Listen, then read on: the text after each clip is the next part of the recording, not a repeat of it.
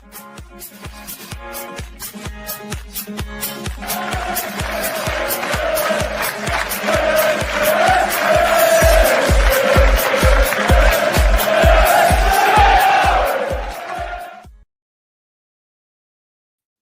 everybody, and welcome to episode number 443 of the Stacey West podcast. I am your host, Ben, and I'm joined by Emily, and we're both looking very smart because, of course, it is the start, well, smart-ish. It is the start of our deadline day spectacular live stream. I'm guessing we're calling it that. How are we doing, Emily? You well?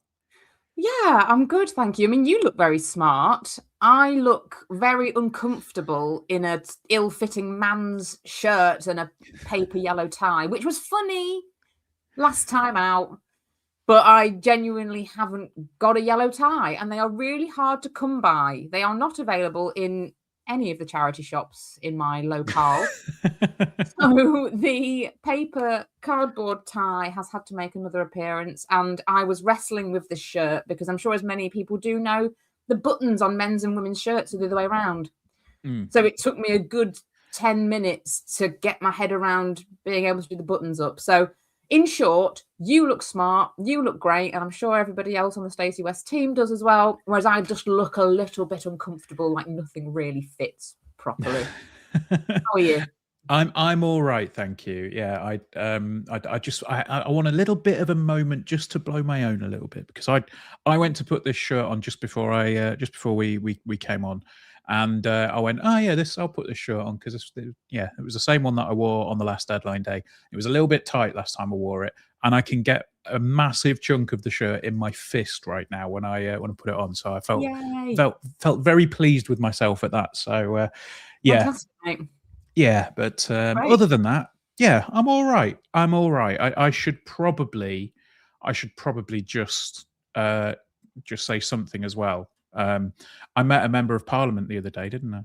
Oh, yes, you did. You met a member of the Parliament. I did indeed. Podcast mum, Leslie. I was stood in the queue at the co-op waiting to get, just pay for my lunch, and then I just felt a little tap on my shoulder, and she went, "Hello." I was like, "Hello," and she was, "You don't know me, do you?" I was like, "No." She went, "It's podcast mum." Oh, hello. So yeah, no, it was a very, very nice little treat to meet podcast mum. Very enjoyable. So yeah, no, it's all good. We've had another good week as Lincoln City fans, haven't we? It's been all kinds of fun. The tie on Emily looks heavily starched. Yeah, you can hear that on the podcast. That's me flicking the tie. It's made out of a breakfast bisques. Can we allowed to name products on here? A breakfast bisques box. Other wheat-based biscuits are available. There we go. Yeah. But no, we have had another good week. We keep saying it, don't we? We keep saying it. Just another good week in the life of Lincoln City. Certainly is. I mean, it's throwing me off this being Monday afternoon and not having to talk about this on a Sunday when it's all a bit more fresh. Yes. But we keep churning out these good weeks.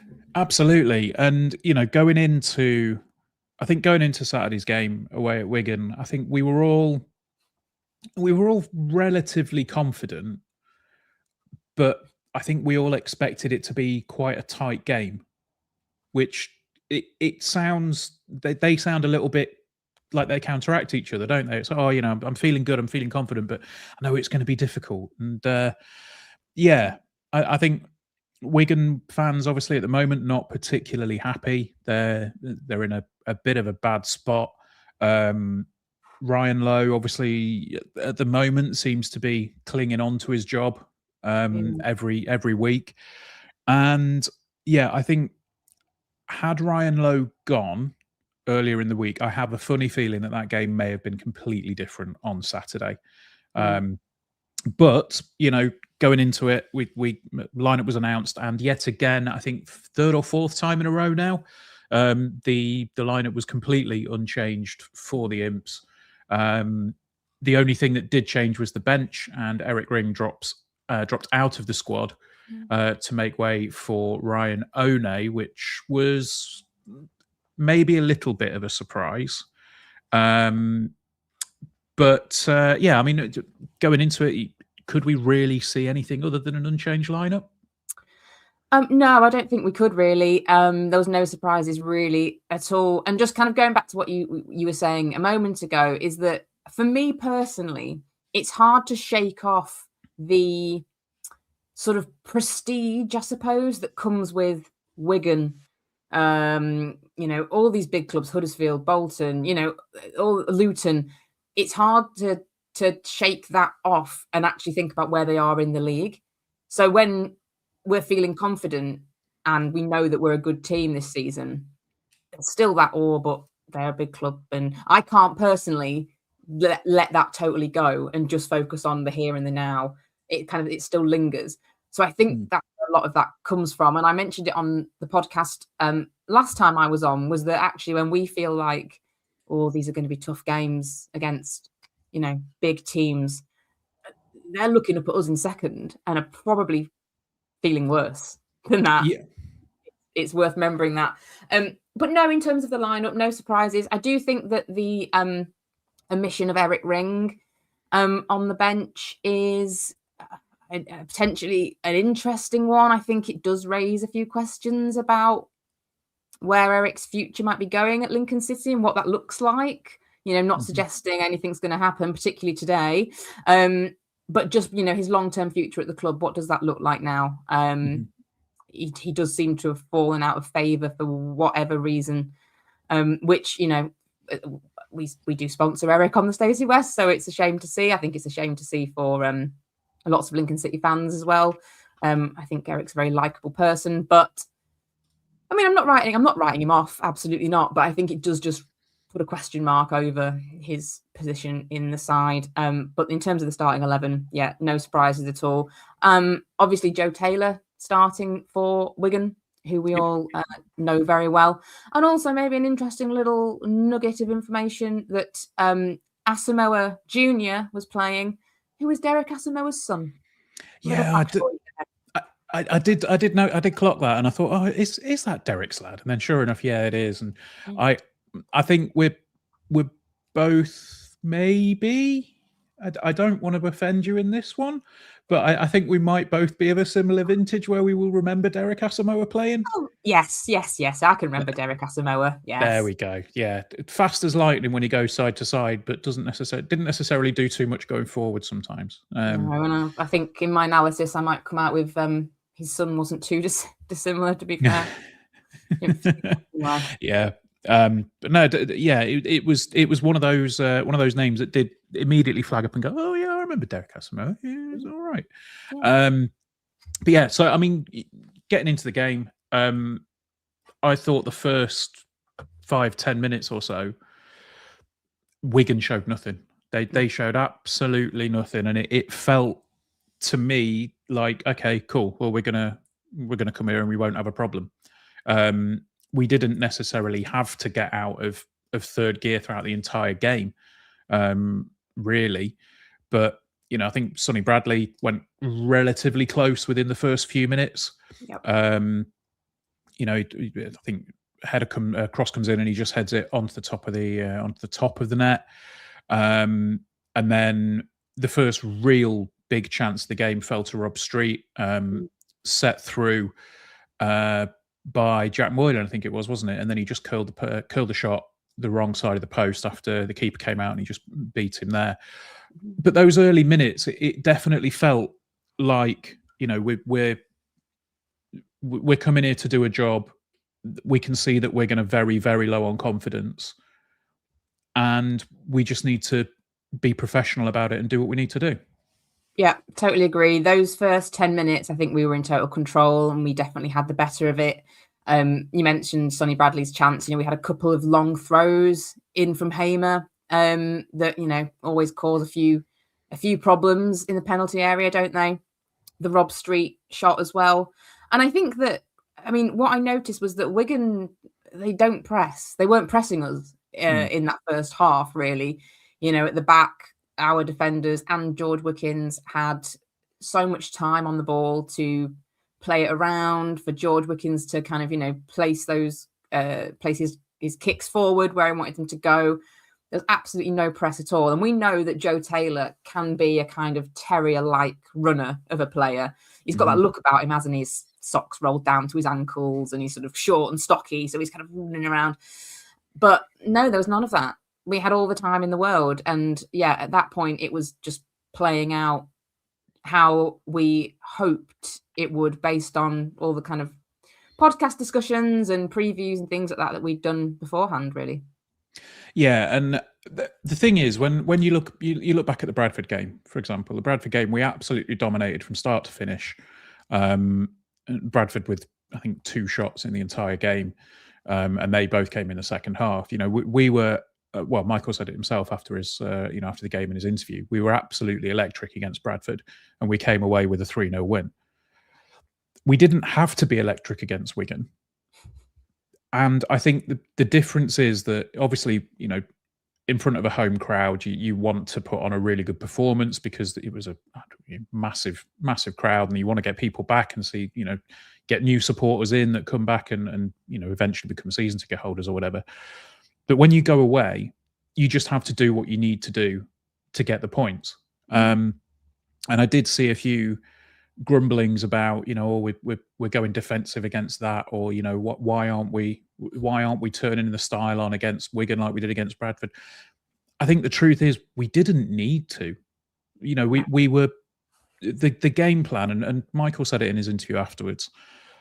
The game panned out exactly as they thought it would do. They knew it was going to be a bit of a slog. They knew that it was going to be an attritional game. So they adjusted it. And I think going all out and going hell for leather would have basically tired out players that we need to keep fit and fresh going into what is now a crucial period of the season. Yeah, absolutely agree with all of that. I think it was, like I say, you can look at teams where we blew away Bradford, we blew away Peterborough, you know, Plymouth probably earlier on in the season, Luton even. I just felt we were absolutely fantastic, you know, the Luton, the home game against Luton, and just blew those teams away.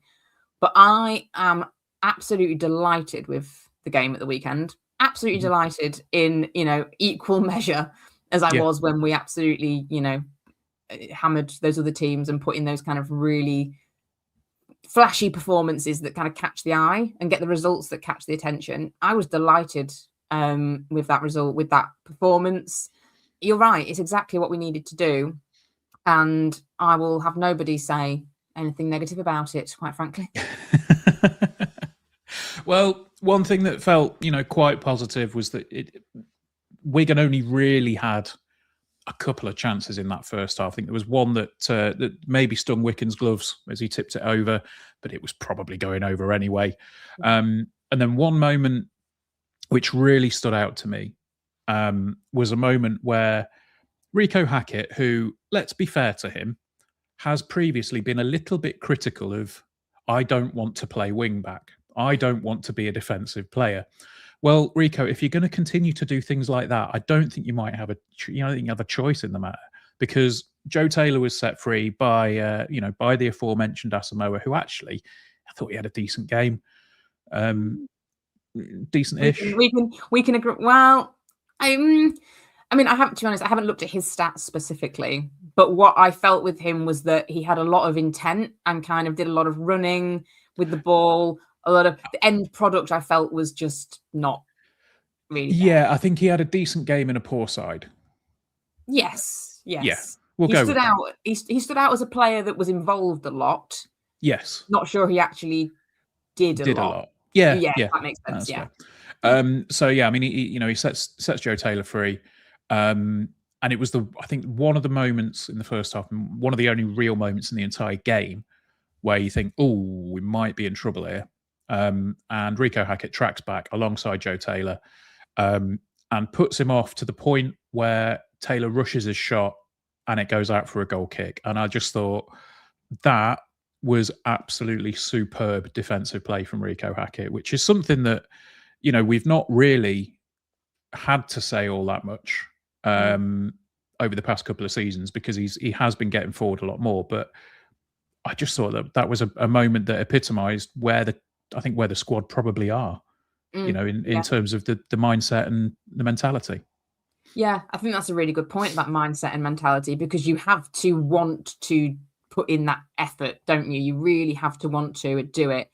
And it was an excellent piece of defending. And I think that we know what Joe Taylor can do. I said it a minute ago, you know, he can be lethal in those positions, running at the goalkeeper almost one-on-one. But what Rico did really well was he just kept up with him and just did enough. Like, you know, you always have a worry, I think, in the back of your mind that an attacker is going to make a horrible tackle. Yeah. They're not tacklers, are they? They're not. It's a centre forwards challenge. You often hear things like that a lot, and you just thought if he sticks a boot in or something here, this could go horribly wrong. But he didn't. He just did exactly what he needed to do. Stayed with Taylor, got close enough to him to put him off, and yeah, he skewed the shot well wide. Really, it was a very, very tame effort. And then Rico Hackett afterwards was punching the air like that was a goal celebration. It was so good to see that. And also, you know, I'm thinking back to what game was it at home, I think, where Rico made a block on the line, sort of slid in and got his toe to the ball. If anybody can remember, they all blew into one for me. I can't remember what game it was, but yeah, no, it was. I know which moment you mean.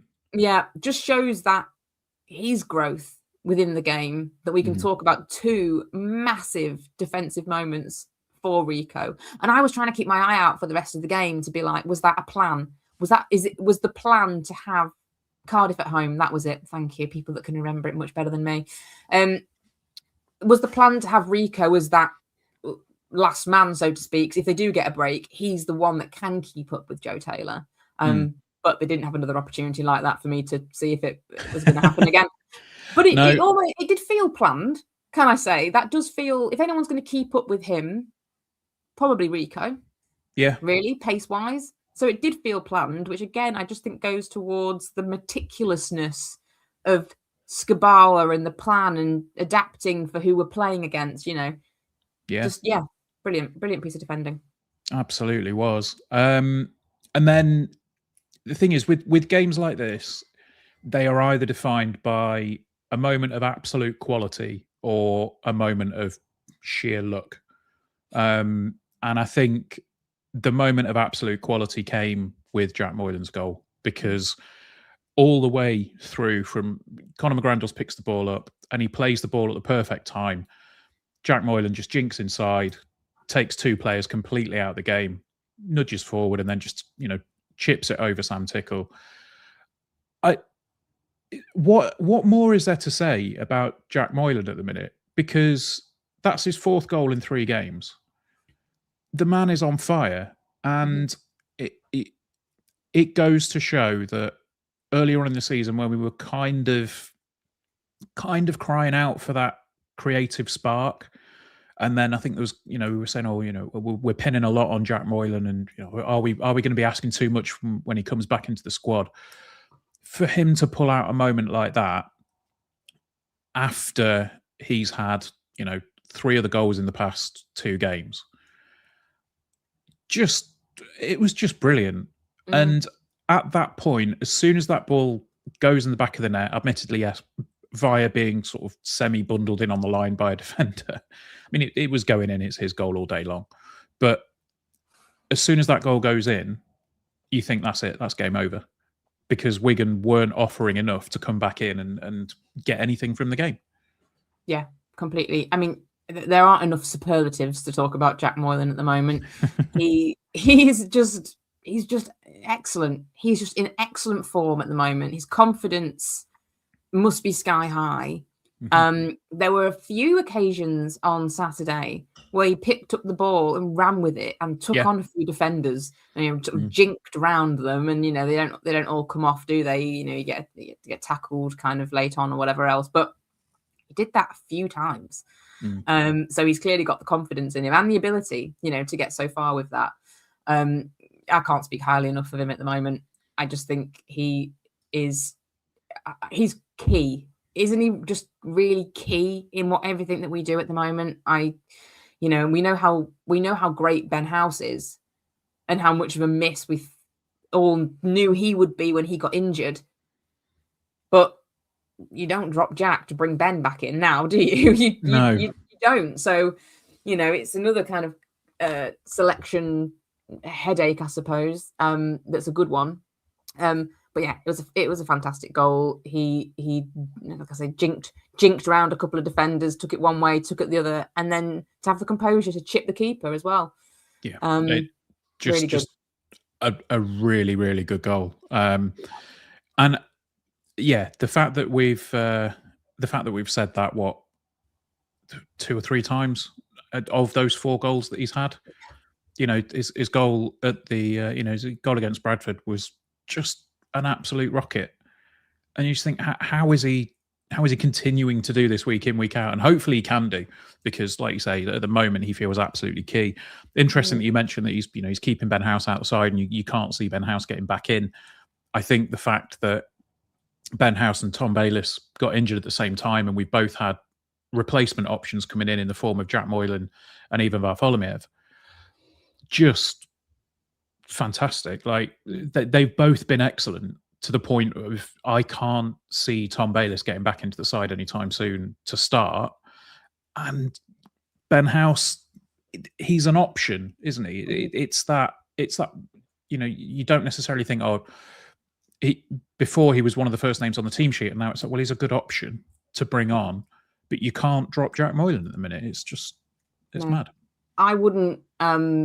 I don't think I would drop any of the starting 11 for the injured players coming back, and that is absolutely no detriment to the player, the Tom Bayliss and to Ben House at all. But I just don't think you can. And we've seen Skabala bring Ben House into the side when we need a really pressing game before. Perhaps that's the option, but I can't see them. I wouldn't drop anyone, to be honest. No. At this point. But no, I think up until our goal, the game felt exactly like our Chris Lamming, Statsman, predicted it would be on the podcast earlier on in the week. He talked about them having lots of possession, but all of the kind of action areas, if you split the pitch into thirds, a lot of it's in there. Defensive third, and that's kind of what it felt like. Chris talked about, if we can pin them in, we can do that. They're not going to press much. They're going to just pass the ball around and have a lot of possession in that third. And I think they did. It looked exactly like that. And the Wigan fans, I have to say, we know they're not happy. They really were not happy.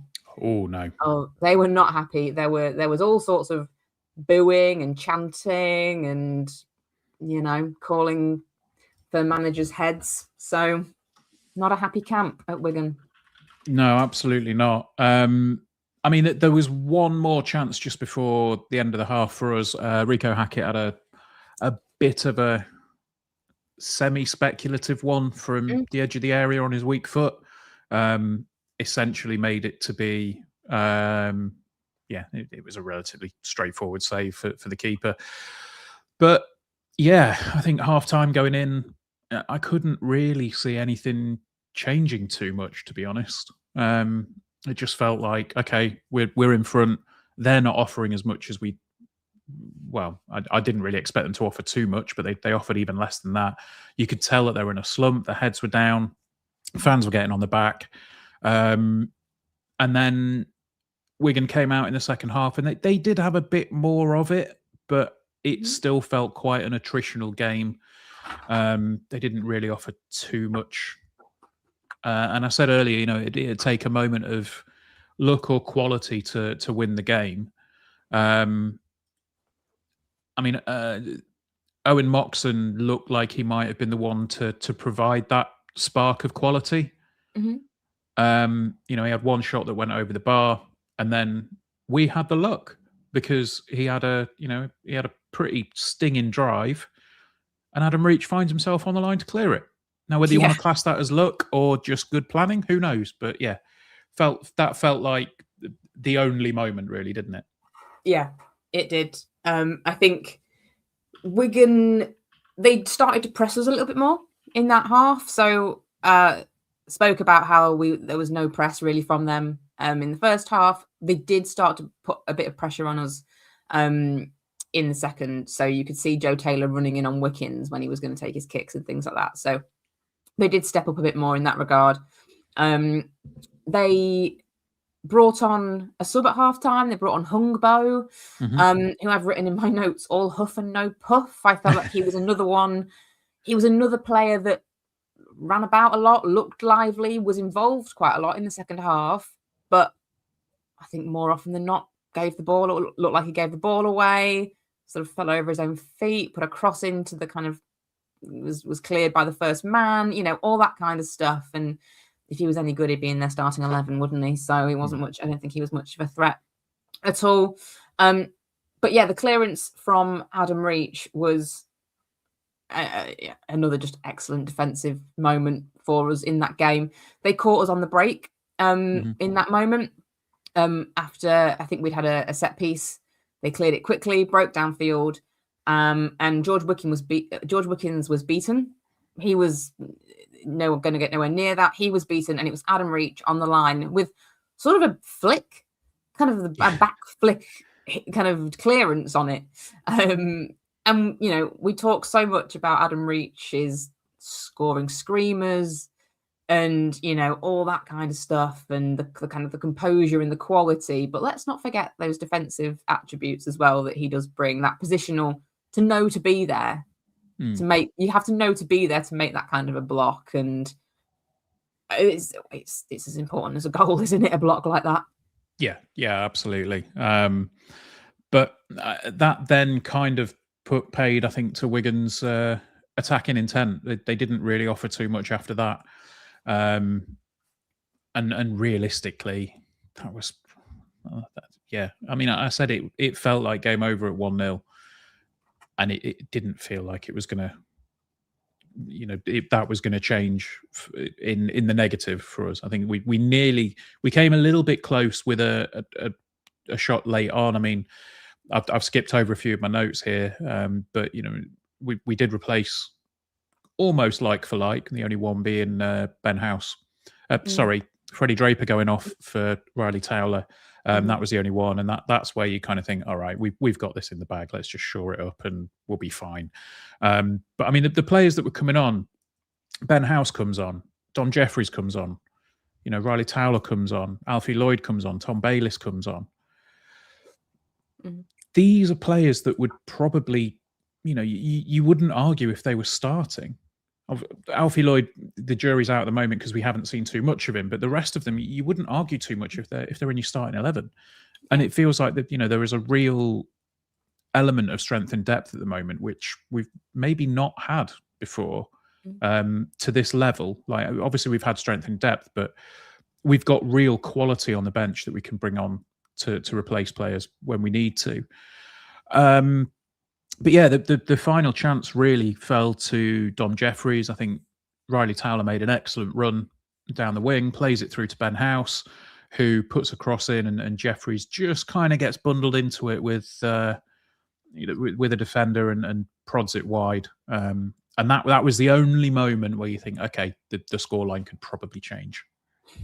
Yeah, it was. I mean, I think that entire second half, I think we were a bit pinned in, but I think we let them have the ball. Like I say, they weren't really threatening us at all. There wasn't a lot of danger, so I think we let them have the ball. Skabala said post-match, it's exactly how we expected the game to play out. So that all indicates to me that was a 1-0 win away from home was satisfactory. Yeah, it felt a little bit like, if you've got a dog the other side of a screen door, or a patio door that's just barking and barking and barking, and then you open the door and then they just go, and they don't do anything. Yes, that's kind of what it felt like. They snap it. Oh yeah, we'll give Wigan the ball because they're just going to shout and scream and try and do something. But when you actually open the door to give them something, they don't do anything. Yeah.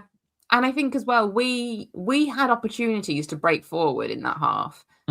And on multiple occasions, we just held the ball up. We just slowed down the play. We just, and in the moment, you're thinking, let's break forward. Let's get another goal. But actually, it's all part of the plan, isn't it? All part of the plan. Absolutely. So we are live. So we will finish up the Wigan talk in just a second. But if you are listening, you will probably know this already. But if you're watching live, we have some breaking news for you. Lincoln City have terminated the contract of Moylan Okawo by mutual consent. Okawo was a scholar at Lincoln City before signing professional terms in the summer. He has been allowed to leave to explore opportunities elsewhere. Spent time on loan at Lincoln United last season, helping the Whites to promotion, and came off the bench for the Imps in the Carabao Cup win at Harrogate earlier on this season. He was most recently on loan at Grimsby Borough in step 4 of the pyramid. Jez George has said this is the best for Bowler in allowing him to find a club closer to home that can give him a platform to play at a higher level than we have been able to find for him.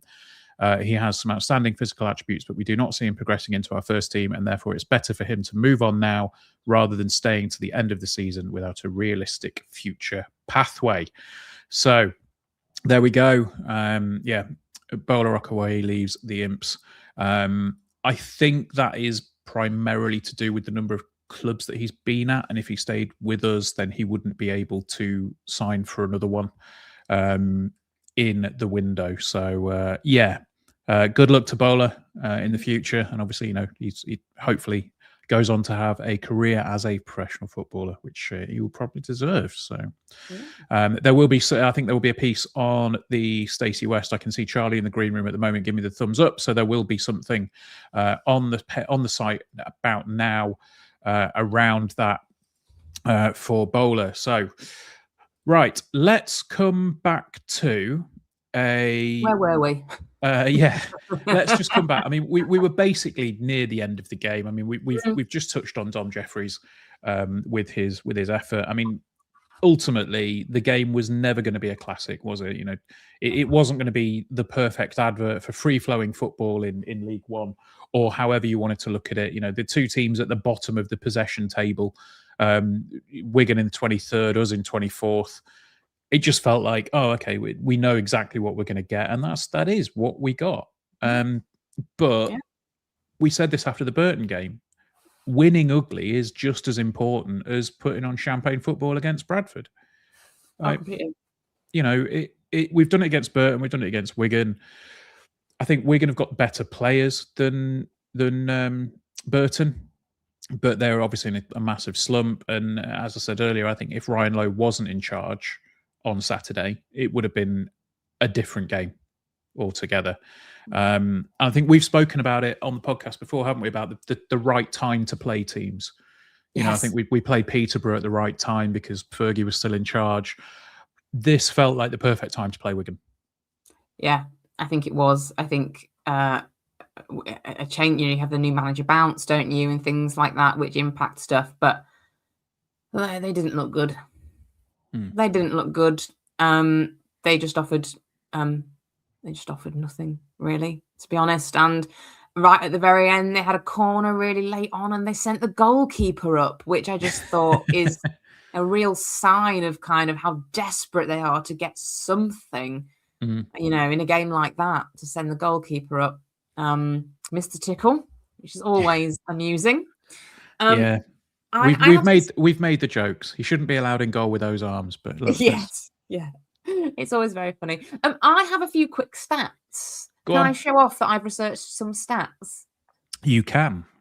And I'll warn everybody. Chris isn't here, is he? Chris and Gaz are on their holidays. So somebody's got to do a little bit of stats. But I will just say they're very brief. They're very brief. They're not Chris Lamming level yet. I will get there.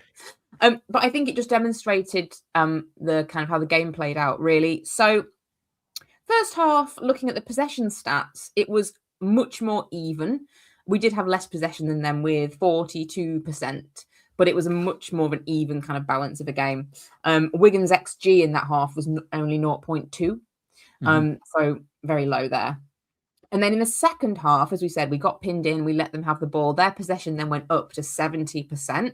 So that really does just show that, they did have a lot more of the ball in that second half. But their XG only improved marginally to 0.3. So from 0.2 to 0.3. And they only drew 2 saves in that second half from George Wickens.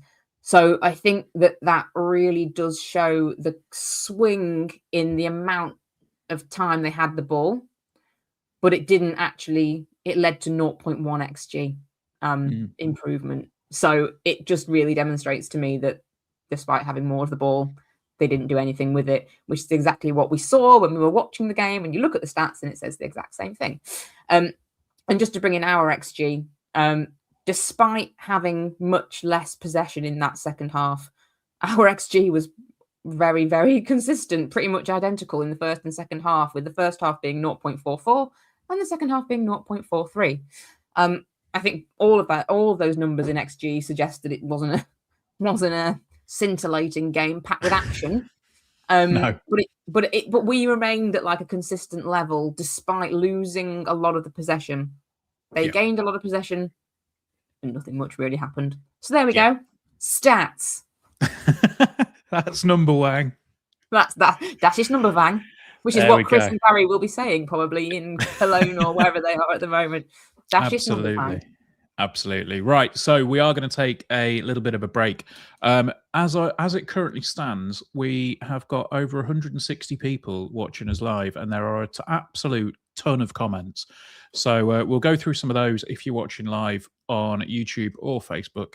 And if you're listening, then there'll be a little advert and we'll come back and we'll talk about other things, including transfers. So see you in a sec. Right, there we go.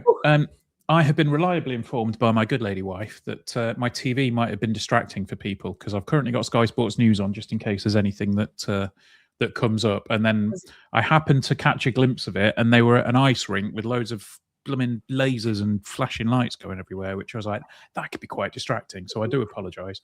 I have to tell you, when I was trying to get out of work mode, which has been a bit frantic and a bit busy today, my last meeting overran, which meant I didn't have as much time to kind of get ready for this as I would have liked. So I was all a bit kind of frantic running around, but I did have transfer deadline day on Sky Sports News on my telly in the background.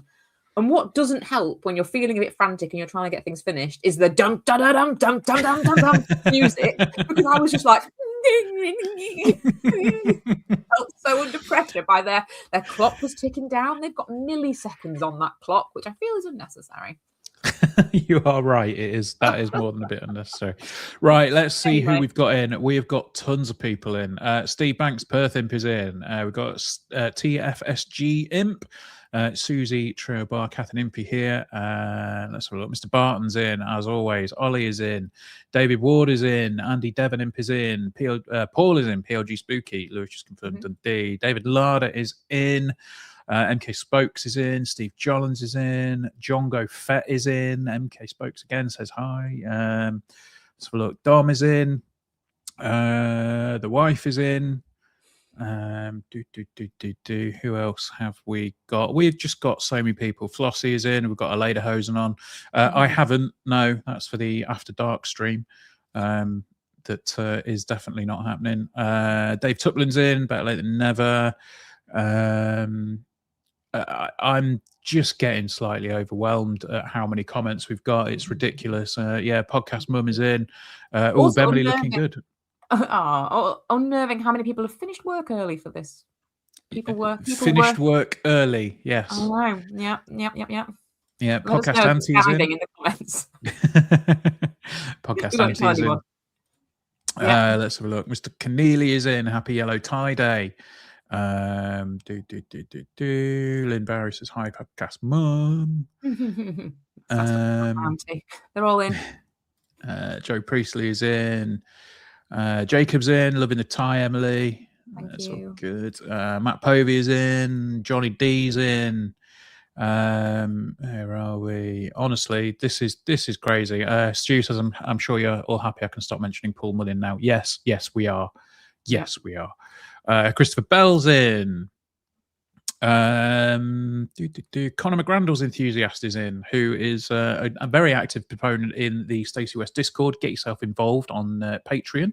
Don't see much. If anything else happening today, I wish every deadline day could be this quiet. Yeah, I don't see much else happening, to be honest with you. Walter is in, Alfred's in, Carl is in, who you spoke to, I believe. I did speak to Carl. I did have to do that awkward thing, a bit like you did with my mum, where you go, I don't know you, I'm sorry. Did have a quick chat with Carl, which was lovely. If you do see me at a game, or any of us, please do speak to us. Please do tell us who you are, whether that's your name or your kind of social media handle, which is who we know you as. Yeah, there we go. Phil says, "Hi, Bemley. Hope you're well. Shame listing out to the heights of the first season. Good luck to him. Always an imp. 100%. We will talk about that coming back. We do have a few people saying that there are they are watching and working. So yeah, we'll believe you. We'll believe you on that one." Joe says there, the main stat is we're back to 2 points per game and maintain that, and it will take something special to catch us. 100%, it absolutely will. Right, so shall we come back in and we'll talk about things what might make us a bit sad? Yeah, let's do that. Yeah, right. Okay, we'll come back in 3, 2, 1. There we go. That's an advert. We've spoken to an absolute ton of people on YouTube. In the short time that we've had that break, we've gone up by another 30 people watching, which is fantastic. Hopefully we can maintain that throughout the rest of the transfer deadline day show. But if you are listening back, obviously we've had one little bit of breaking news which dropped at 5 o'clock. Today we had a little bit of breaking news that dropped rather just before we started recording the podcast at 4 o'clock. And that news is that Lewis Montsma has indeed gone to Dundee for, I believe, an undisclosed fee. He is left on a permanent contract. It's a 6-month deal that he's been offered there with an option at the end of it. If you are easily affected by words, shall we say, do not read Jez's letter to Lewis. There is an open letter called Dear Lewis that is currently on the club website. And hopefully, if Jez comes on a little bit later on, I might have to chastise him a little bit, because that dropped literally 5 minutes before we started recording the podcast, and I started reading and I went, I'm going to have to stop this because I might cry. It's obviously very sad, from a what we do well, I suppose, that the human side of things, that Lewis has left the football club, but he needed to get football, and this seems like a really good move for him, Emily. Yeah, I think so. I think we knew it was all coming, probably.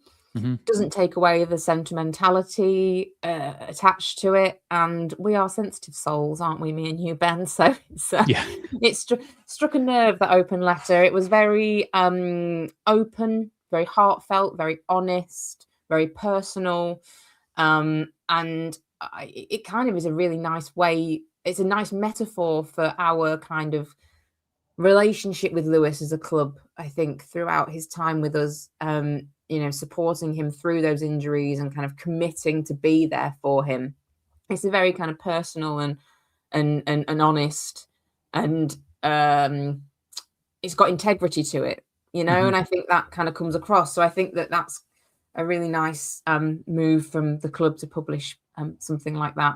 But no, I think, as I said, I think we all knew it was coming. I think it's the right thing. I think Lewis, we know how good he can be as a player. We've seen it.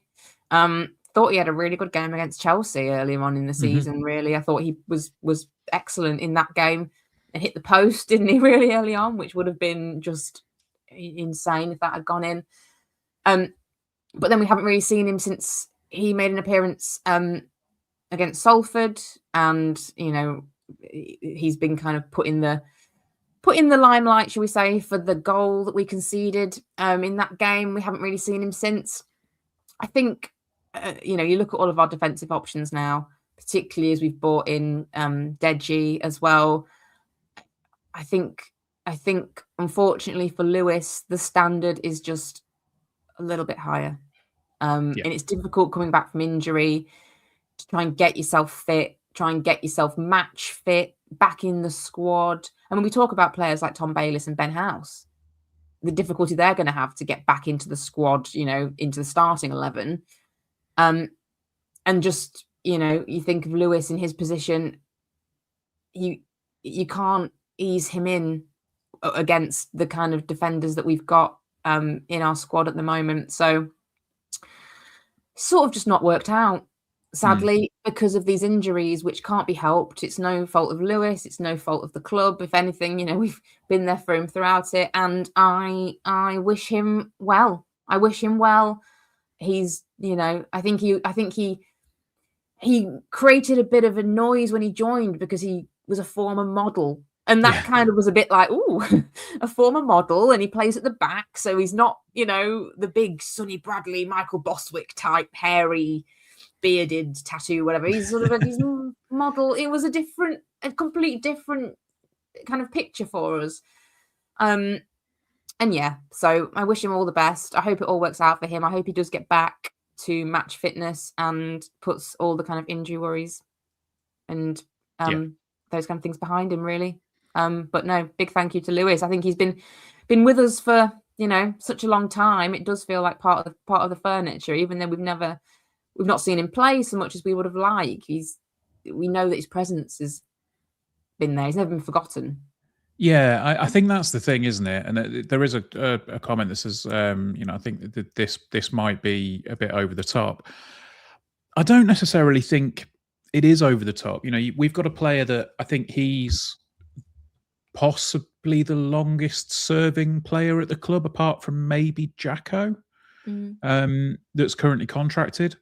And to go through 2 injuries that have seen other players end their careers, and to get to a point where he is going to be, fighting to get back into a squad that is going to be pushing to, potentially look at automatic promotion to the Championship.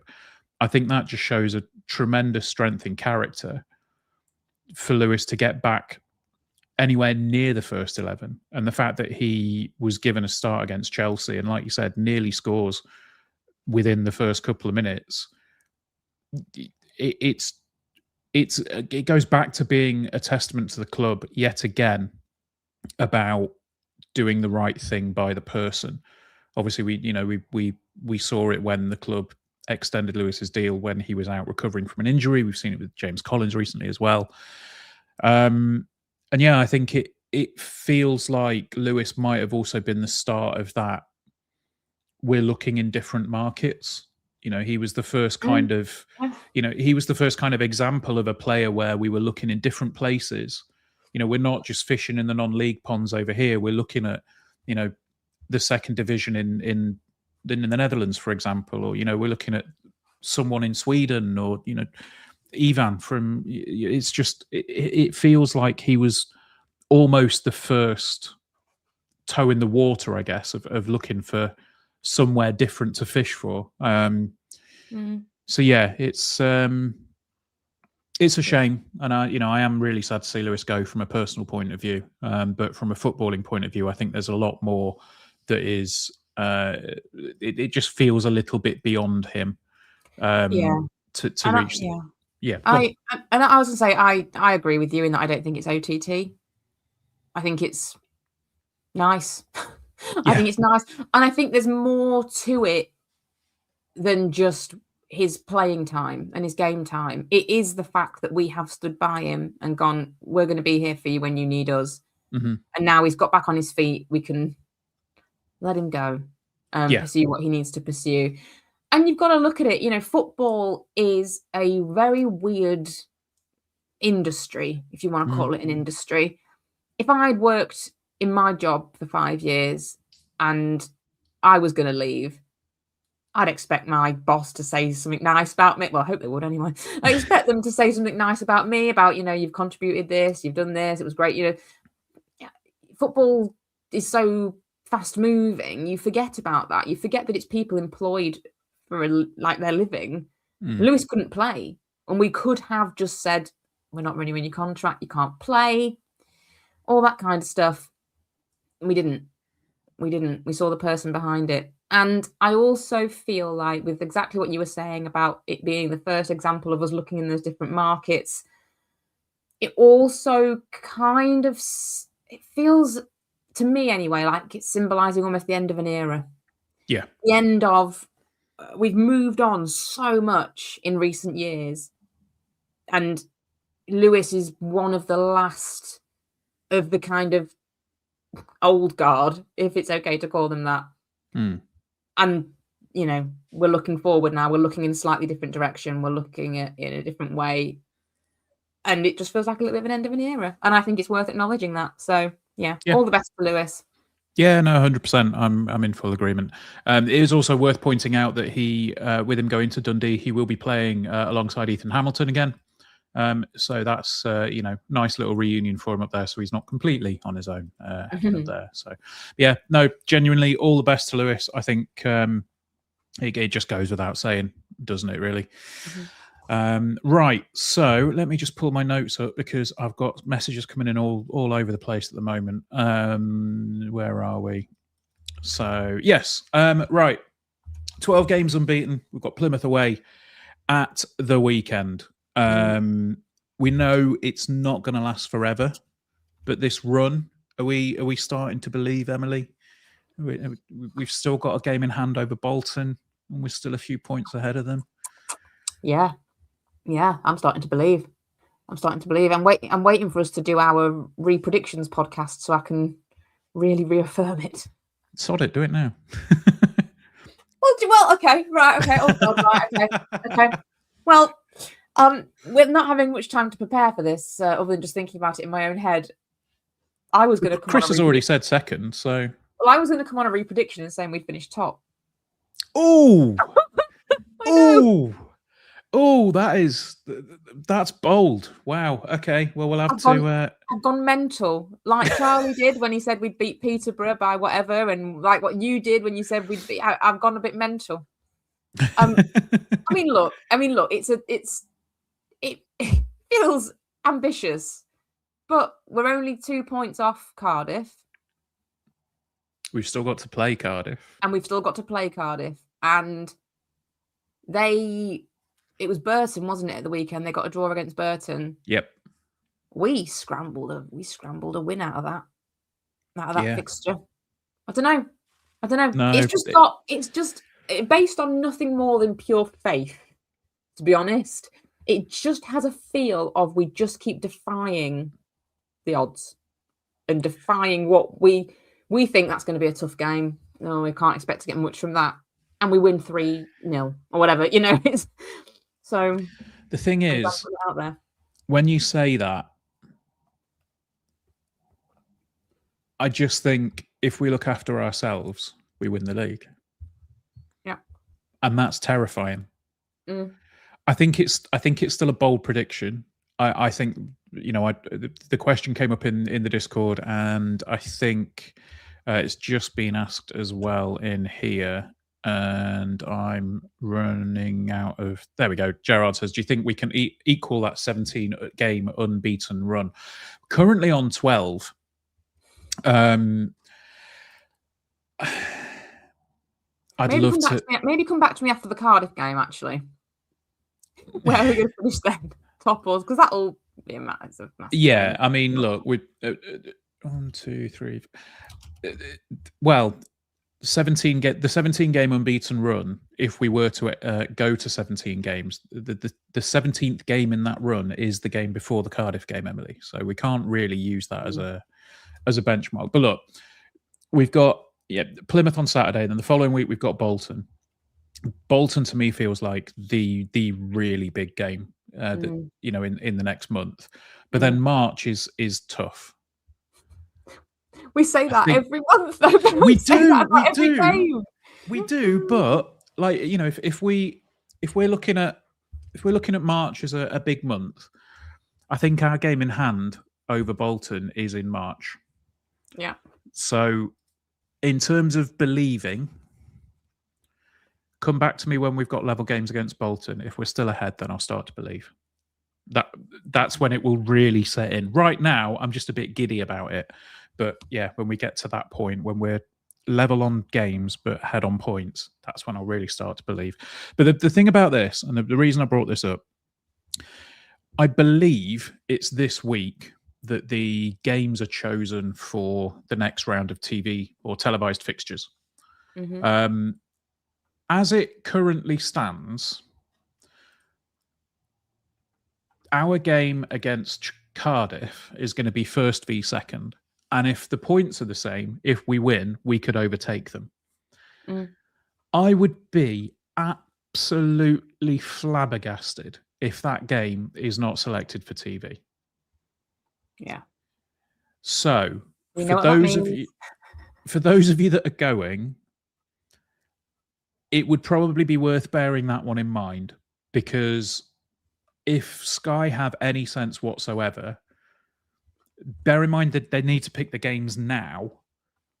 That just feels to me like it's an obvious one for TV, and I would expect it to be the early kickoff for the day. I think shifting the day of it feels like it would be too much of a ball ache for fans. So I imagine it will probably be an early kickoff. But it's also worth pointing out, I think there's no FA Cup games that weekend, so we will be, will be available on the Saturday. So yeah, I hope we will still be in that sort of position, but I strongly suspect that game's going to be on TV. Yeah, which, I mean, we've been talking about going, so getting to Cardiff for an earlier kickoff is going to be a right pain in the A. So but it'll be worth it, Emily, because we'll go top of the league, and then you'll be able to sit there and say, "We told you so." I know. I have to consult with Dad's taxis about how we're going to travel there.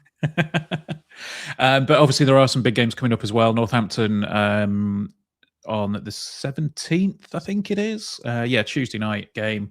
That's currently got a bring a friend for a £5 option if you're a season ticket holder. So you can, if you're a Gold Plus, I think you get a free ticket and an additional one for a £5. So yeah, get someone to come along. It'll be really good. Fill the bank a little bit more.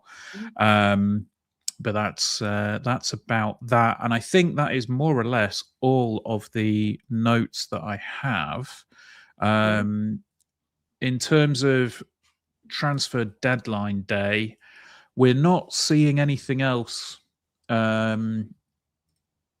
really of all that much interest to us from a Lincoln City perspective. There's no rumours, there's no speculation, but what we do have still for another couple of hours is we will be looking at everything that's happening on on the stream from a Lincoln City perspective, and also we'll be looking at it from a League One perspective.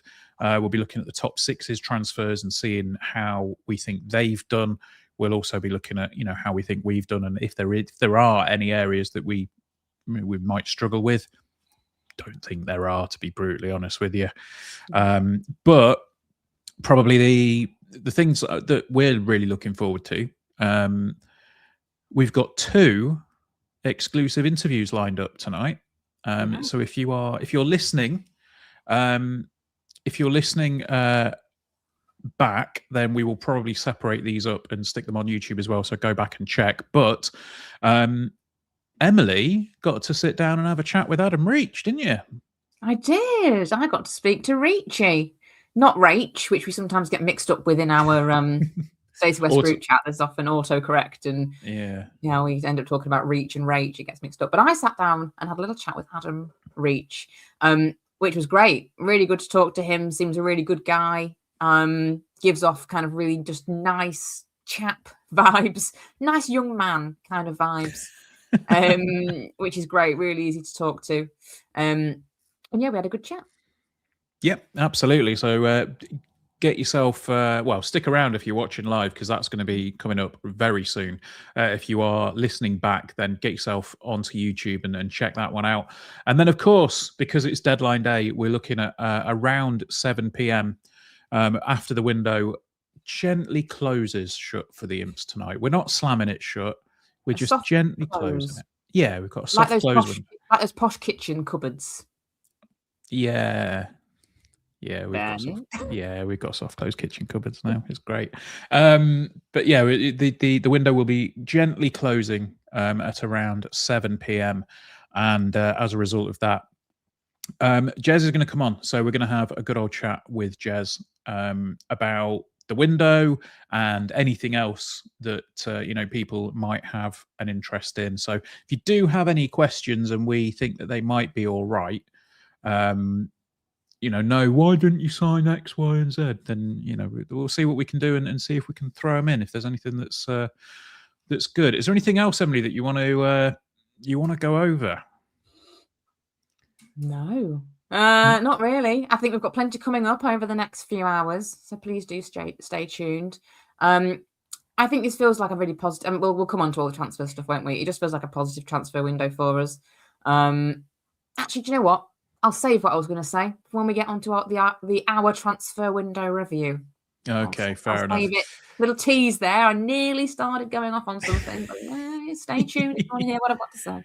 If you don't want to hear what I've got to say, fair enough. Now. Right. So just to wrap up Lincoln City's transfer window activity before we call an end to the podcast for this week. We'll be back on Wednesday. I don't know. I don't know anymore. I don't know what day it is. It's all gone a bit mad. So yeah, first signing of the window was Josh Honohan, who's come in from Shamrock Rovers. Then we signed Deji Elawere from Bromley. We've signed Alfie Lloyd from QPR on loan, and we've signed Ryan One from Sheffield United on loan. And going out, we have had Dexter Lembakisa, Frankie Okoronkwo, Finn Barbrook, Justin Abikwu, all with... Sorry, the ticker confused me then for a second because it changed as I was reading it. So going out, all of the loan players essentially, including Justin Abikwu, who then went to QPR for £1 million, Emily. £1 million. But confirmed today is Lewis Montsma. So Lewis Montsma has gone to Dundee, and bowler as well, Okawo, has also left the football club. I think that's been a successful window overall. I don't think we've lost anything particularly damaging. Hopefully, all the mobile networks got our messages over the weekend to disconnect Jez and Liam's phones so nobody could ring them and offer silly money for some of our players. I don't think we will lose anybody damaging. Nope. Me and my dad were talking about this at the weekend. Even if somebody came in with the right price, so to speak, I don't think at this point in the season we're doing that. Yeah. And I think that it might be worth just talking about that for a couple of minutes before we wrap up then, because I think it's a question that I would like to pose to Jez a little bit later on. Where is that line? Because we saw it with Regan Poole, didn't we? In that season, when we kept Regan Poole because we wanted his value on the pitch. Where is that line when you are this close to doing something spectacular? Is it hypothetical time? If we go up, the TV money alone jumps from £500,000 to £10 million. At what point does a single player sale make sense to turn an offer down? Because if somebody came in and said, there you go, there's £1 million for Freddie Draper right now, you turn it down because we have the potential to earn so much more than that in 3 or 4 months' time. Yeah, I totally agree with that. And, we had the massive Jovan McCarmer sale in the summer, but we hadn't really kicked a ball by then. So there's nothing to gauge it on. Whereas if we were in this position now, same question applies. I'm with you. I don't think we take anything for anyone at this point. And I think the other thing as well is that the timing of Ron Fowler coming on board has probably strengthened this a little bit. Yeah. But that feels like it feels like a gamble that's worth taking. Because if we were to sell one of our players this window for £1 million and miss out on Championship football because of that player going, or because of feeling the impact of that player going, I think that the club would then regret that. And we've, the club have said in the past, we will never make a decision that will detrimentally impact the long-term future of this football club. Mhm. I don't feel that selling a player for £1 million in this window is critical to that long-term success anymore. No. And I think that's a massive step from where we were a couple of years ago. Mm-hmm. It feels like Lincoln City 2.0, which is what Charlie said to us before we came on air. Yeah. It feels like Lincoln City 2.0, doesn't it? The Imps are fucking massive, Emily. That's what it is. We are Parma Violet kitted Parma Imps. What was it? I can't believe we didn't mention that, actually. Oh, your Parma Violet kitted whatever. Yeah, it feels like there are certain clubs in our division with fan bases that aren't necessarily enjoying the fact that we are where we are. But yeah, no. With AI images, by the way, I saw a couple of AI images of Parma Violet kitted farmers that the people had made to reply back with, which were very funny.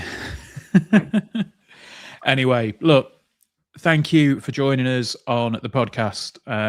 If you are listening, go back and check out the rest of the live stream. If you are watching live, stick around because, as I say, we've got an exclusive interview with Adam Reach coming up.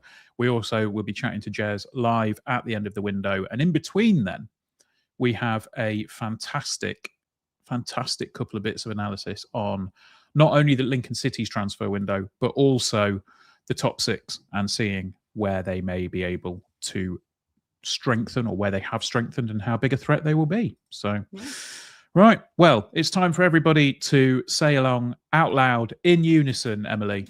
Yep. Up the Imps. Up the Imps. And there we go. I'll drop the theme tune in there. So, great. Cool. Woo, podcast done. Woo, podcast done. I'll take my tie off and I'll tie it around my head. Like a kid at a wedding. Yeah. Right. So, yeah, now we are in full-on transfer deadline live stream territory. Can we relax a little bit now, Ben? Yeah, is that absolutely. what's allowed on the deadline day stream? Yeah, get a drink. Why not? Have a good time. Cool. Yeah, thank you again to everybody that is in and on. It is phenomenal. John Leonard says, hi, Emily and Ben. How would you rate the transfer window out of 10? I'd give it a 9. I can't give it anything lower than that, to be honest.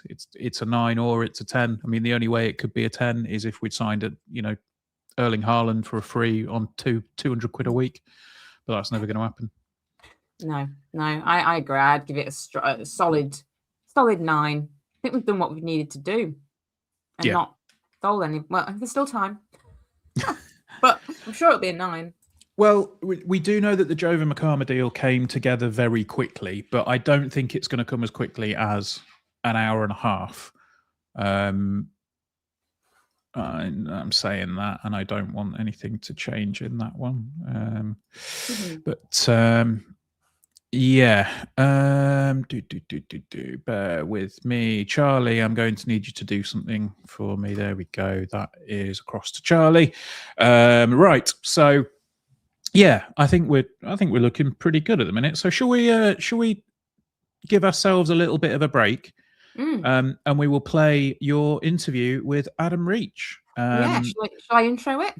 You can do. I will give this a little bit of a preface, because you smashed the interview and you did very, very well, in spite of, it should be said, some slightly dodgy Wi-Fi. Oh no. So there was a tiny little bit of a delay, but what we've done is we trimmed out the bits where it was slightly delayed, so it flows a little bit better. But you did a cracking job. So yes, if you want to give it an intro, we'll hit play. Okay, brilliant. Thank you, Ben. So yeah, last week I had the exciting opportunity to sit with Adam Reach. Especially off the back of him signing his new contract, which I think is another big part of this transfer window, is all those kind of contract extensions. So spoke to him about that. spoke to him a little bit about his time at Lincoln City, and of course, as part of our deadline day special, asked him a bit about what it was like being part of that PFA team as a free agent in the summer. So let's hear what he had to say. Wi-Fi problems and all. Ben, hit it. Let's go. Hello and welcome to this special interview on the Stacey West podcast, where I am delighted to be joined by Lincoln City left back Adam Reach. Hello, thanks for having me. Hi Adam, welcome to the podcast. Thank you so much for joining us today. Yeah, no problem. Thanks for having me. Brilliant. So first and foremost then, congratulations on signing a new deal with the club. How does it feel to commit your future to Lincoln City? Yeah, really happy. I think since joining in the summer, I've settled in really well at the club, and that's, you know, an indication of how many good people are at this club, players and staff. And for me, even signing in the summer, I always saw this as hopefully a little bit more of a long-term project and something that I wanted to be a part of. So, you know, to sign and extend by a further year is really good. It means we, you know, me personally can now just kick on and focus on hopefully having a really successful end to the season. And let's go back to last summer before you joined Lincoln City. You were a free agent and you were playing in the PFA team. What was that summer like for you going into it without a club and training with the PFA team? Yeah, it's a really difficult one because, you know, I'm 32 now and football has been the center of my life for so long now. And, you know, you get into a routine of finishing the season, having a few weeks off to go on holiday. And then it's that routine of coming back in for pre-season and getting ready for another exciting season. And to not have that is a bit of a shock to the body. It's a little bit difficult to get your head around that.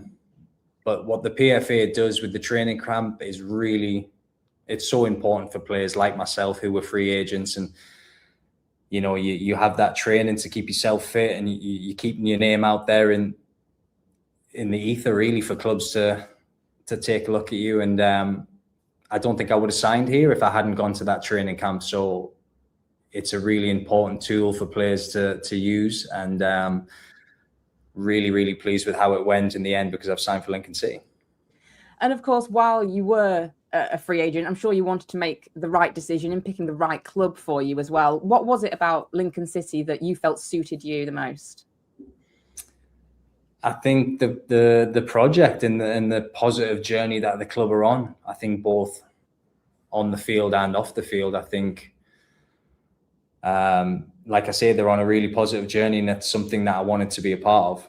And you know, my time speaking to Jez and the manager as well over the summer, really had the feeling that they were onto something special, and it was a club that not only wanted to get the right players in, but they wanted to get the right people as well. And that's really important for me. So just as much as I, you know, wanted to make the right decision, the club also want to make the right decision. And I'm really pleased that they did. And you talked about, you know, the importance of being in that PFA setup to keep your fitness up and to keep kind of sharp and ready. What was the training regime like, and how different was it to being involved with a club? Yeah, it's probably as close as you could get it to being in a real club, but at the same time, nothing like being at a real club either. It's amazing. They put on weekly camps. It runs Monday to Thursday. So that's, you know, 4 really good days of training, you know, gym work, strength work, things like that included in that. So you get a real kind of base layer of fitness, but it's not the same. It's mostly a new group of players coming every week. You know, you don't have the opportunity to form relationships like you do at a club. And then obviously the main thing is you're not building towards the first game of the season. You know, you're only there to keep your fitness. But like I say, it's the difference of what I can do there versus going outside on your own with a pair of boots and one ball, trying to manipulate as much, you know, real scenarios as you can. It's the closest thing you're going to get to it. And bringing it back to Lincoln this season now then, so you recently won December's Goal of the Month for your spectacular strike against Barnsley. What is the secret to scoring screamers? I would love to sit here and, you know, take you through a list of things that I do that no one else does, but not to do myself an injustice, but, you know, a lot of it is, if you don't buy a ticket, you don't win the lottery. And, you know, it's about when balls come out the air like that, it's just about having the instinctual feeling to just hit the ball as hard as you can and hope for the best. And I've been fortunate enough throughout my career to take a lot of punts on things like that and score some really, you know, wonderful goals. And that one against Barnsley was really special, not only because it was my right foot, which is a little bit more rare, but it was part of a really good away win, and you know another game in a really good run of fixtures that we've had. So it was really special, and to win an award, that's always nice. Yeah, absolutely. And as you talk about that goal being part of that amazing run that we are still on, really, as a club, and you've been part of successful teams throughout your career. What are the key things that you think set those teams up for success? And do you see those qualities in this Lincoln City side?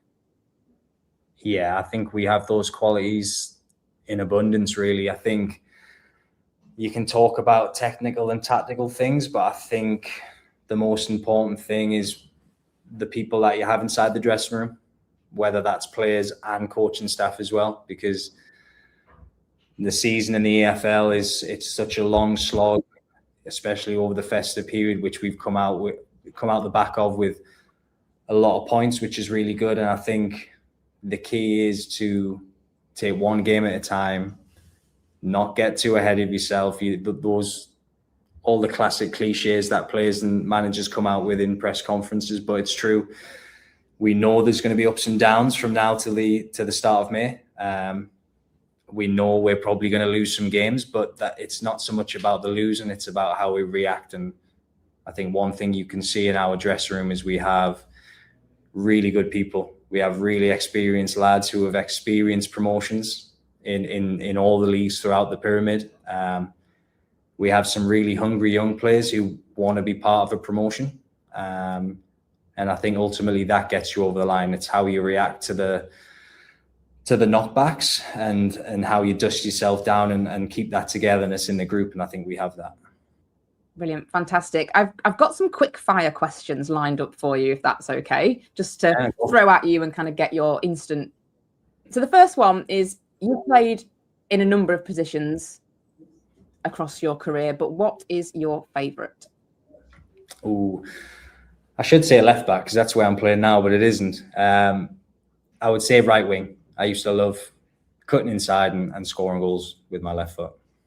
What is your favourite pre-match meal? Oh, I'm usually a porridge guy. Yeah, loads of banana, loads of blueberries, loads of honey, peanut butter, all the sugar. Delicious. Do you have any match day superstitions? No, I don't. And I think that's maybe my age coming through now. You know, you go through different routines and you try different things. And if you try a certain thing and you have a good game, you end up sticking with it for a little bit. But I think as I've got older, I've realized that, you know, none of those things really have any relevance. As long as you are relaxed and put yourself in a good mindset, then, you know, hopefully the prep that you've done during the week is enough. And at Lincoln City then, who is in control of the dressing room music and what is it that they play? I would say it's usually Rico who's on the boom box. He plays very, you know, up-to-date, modern dance and R&B tunes. But sometimes, especially away from home, we get there and Terry Bourne, the kit man, is already on the mic. So there's lots of 70s and 80s classics, which I actually prefer. So I'm quite happy when Terry's on. And that gets you kind of pumped up for the game, the 70s and 80s classics. Yeah, some 80s synth pop will get me fired up. Fair enough. Now, here's a potentially controversial one. Who is the worst dressed at the club? And we can also do who is the best dressed as well to balance it out.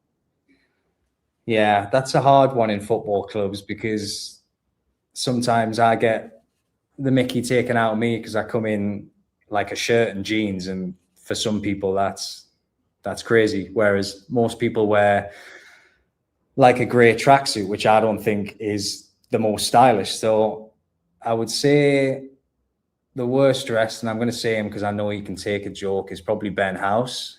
He likes to wear an all grey tracksuit, which isn't for me, but he prefers that one.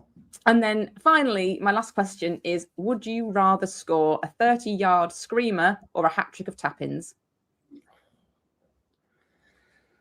I do love a screamer. However, I have not scored a hat-trick in my career, so I would have to say the hat-trick of tap-ins.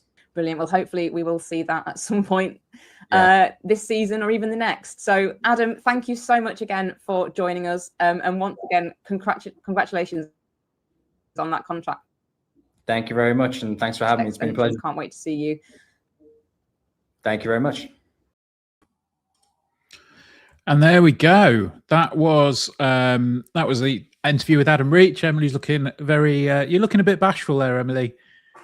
Well, do you know what? Because the internet was so bad that was from my head office in London. I snuck away on my lunch break to do it because the internet was so bad. I couldn't really hear what he was saying in response to any of the questions. So that's genuinely the first time I've heard what he had to say. So yeah, good stuff. No, there you go. Yeah, getting some good feedback already. Yeah, really good interview. Good stuff. I mean, I will say, I didn't think I'd ever hear him say I'm a porridge guy. I'm a porridge guy. Yeah. I know. I'm a porridge guy. Yeah, but look, I mean, I think that the thing that I was probably interested in was the stuff with the PFA team in the closed season, because we've kind of had a discussion. Well, we've had a discussion internally around a few things, and obviously some of the interviews we've done with people from the club, we do at some point want to put it all together and have what does a transfer look like from Lincoln City's perspective, with all the interviews that we've done. And that one's a really good one because it shows, we've got players that have come from other clubs. We've seen what that's like from their perspective. We've seen, we spoke to Conor McGrandles about what it's like for a player on deadline day coming from another club. We've seen the medical side of it. We've seen the media side of it. But free agents is an area that I don't think we've ever really thought about too much.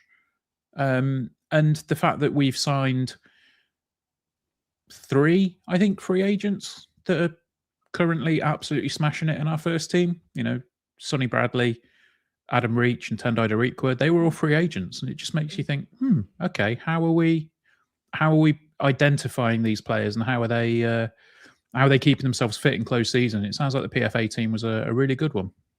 Yeah, I thought it was really interesting hearing him talk about that experience. And obviously he does put a lot of value on that PFA structure, that PFA system to keep that fitness up and keep it going. But he was very clear that it's not like having a club. It's not the same training regime. And actually spending your summer in the closed season without a club is weird. It's weird, it's unnerving, it's unsettling. And I think we forget that. Again, we often forget that football players are humans too. And when you talk to somebody like Adam, who is just really, someone's put it in the comments, really down to earth, just quite a normal guy. And you just think, it would be unnerving to have a question mark over your career for the whole summer. I think, do you know what? There was, if we'd have had all the time in the world, I could have asked so many, maybe not on that Wi-Fi, but there would have been so many more questions just to really dig into what that PFA experience is like and how, questions around how you cope with it being so difficult and cope with the challenges, I think would be really interesting to find out as well. So who knows? Maybe it's another one for the future, but definitely an interesting discussion point and definitely something interesting to consider as part of that transfer journey. Absolutely. Right, now, if I can get a thumbs up in the green room, if he's ready to come in, We will bring in the third member of the team for the evening. Charlie, how you doing, mate? You well? I can't hear you. You're muted. Oh, what a great start, isn't it? I am very well, thank you, Ben. Been enjoying listening to you guys and of course, Mr. Reach there. That was the first time I've heard that interview and really enjoyed it, actually. It does seem like a really nice, friendly chap, exactly like Emily was saying beforehand. Yeah, absolutely. And I think it just goes to show at the minute that we've just got decent people at the club. You know, I mean, we've had... I think we've interviewed people in the past, and the majority of the people that we've spoken to have all been, you know, kind of good. But you will always get the odd one where you think, okay, that's a bit of a slog. But yeah, I mean, I think we probably could have spoken to Adam for a lot longer, because he just seems like a really nice bloke, and you know, just gets on with his job, and obviously having that uncertainty throughout the close season. And then coming in essentially on deadline day as well. It must have been a massive relief for him. But was there anything else in there, Charlie, that you kind of picked out and thought, oh, I didn't know that? And don't say the bit about Terry Bourne. Or porridge. I quite enjoyed the bit about the music taste and the fact that I'm probably not too surprised that Rico... I feel like it was said in an interview somewhere like a year ago that Rico liked to control the music in the dressing room. So it doesn't surprise me that he's quite sort of front-footed on that one. But no, outside of that, I'm very much agreeing with you, Ben, that you can hear with a lot of the way that he's talking about that kind of summer with not having a football club, that relief. And that's something, again, we probably don't really realise.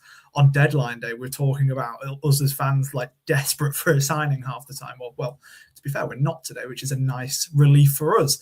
But those players that must have that big relief, because the chance of you getting picked up mid-season is always going to be a lot harder, especially at sort of the level that you know you want to be playing at. How many times have we seen players get released in the summer and a year on, you're like, oh, they've still not managed to find somewhere for whatever reason that may be. So, yeah, it must always be a huge relief for them to just be signed up and to have a contract and honestly to be playing.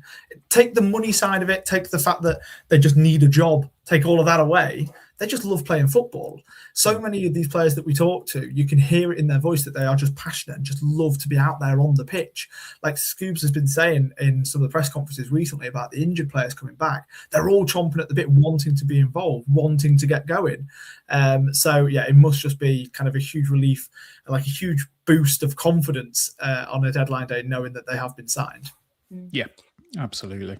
Yeah. And is it worth talking about really quickly as well, just his belief in this team, that they have what it takes to do what we all dare to dream we can do. I think that's quite special as well. Not enough players are willing to admit that, are they? That they genuinely believe that those sorts of things can happen. I heard some comments that apparently Jack Moylan was saying something along the same lines in the 200 Club the other week, after, I think it was after the Bradford game, just sort of saying, oh, I'm not going to hide away from it. Like, we're going for promotion. And those are the sorts of comments that can very easily get overconfident and really kind of get you concerned. But when you're hearing them and when we're in the form that we're in, you just get excited to know that the players are feeling the exact same way that us as fans are feeling. Yeah, no, 100%. I think that was I know the chat you're on about with Jack Moylan. I think the other day when someone said to him, you know, you're keeping it quiet, you know, you're just taking it. He goes, oh, sod that, I want to get promoted. It's like, there you go. That's the response that we want to have.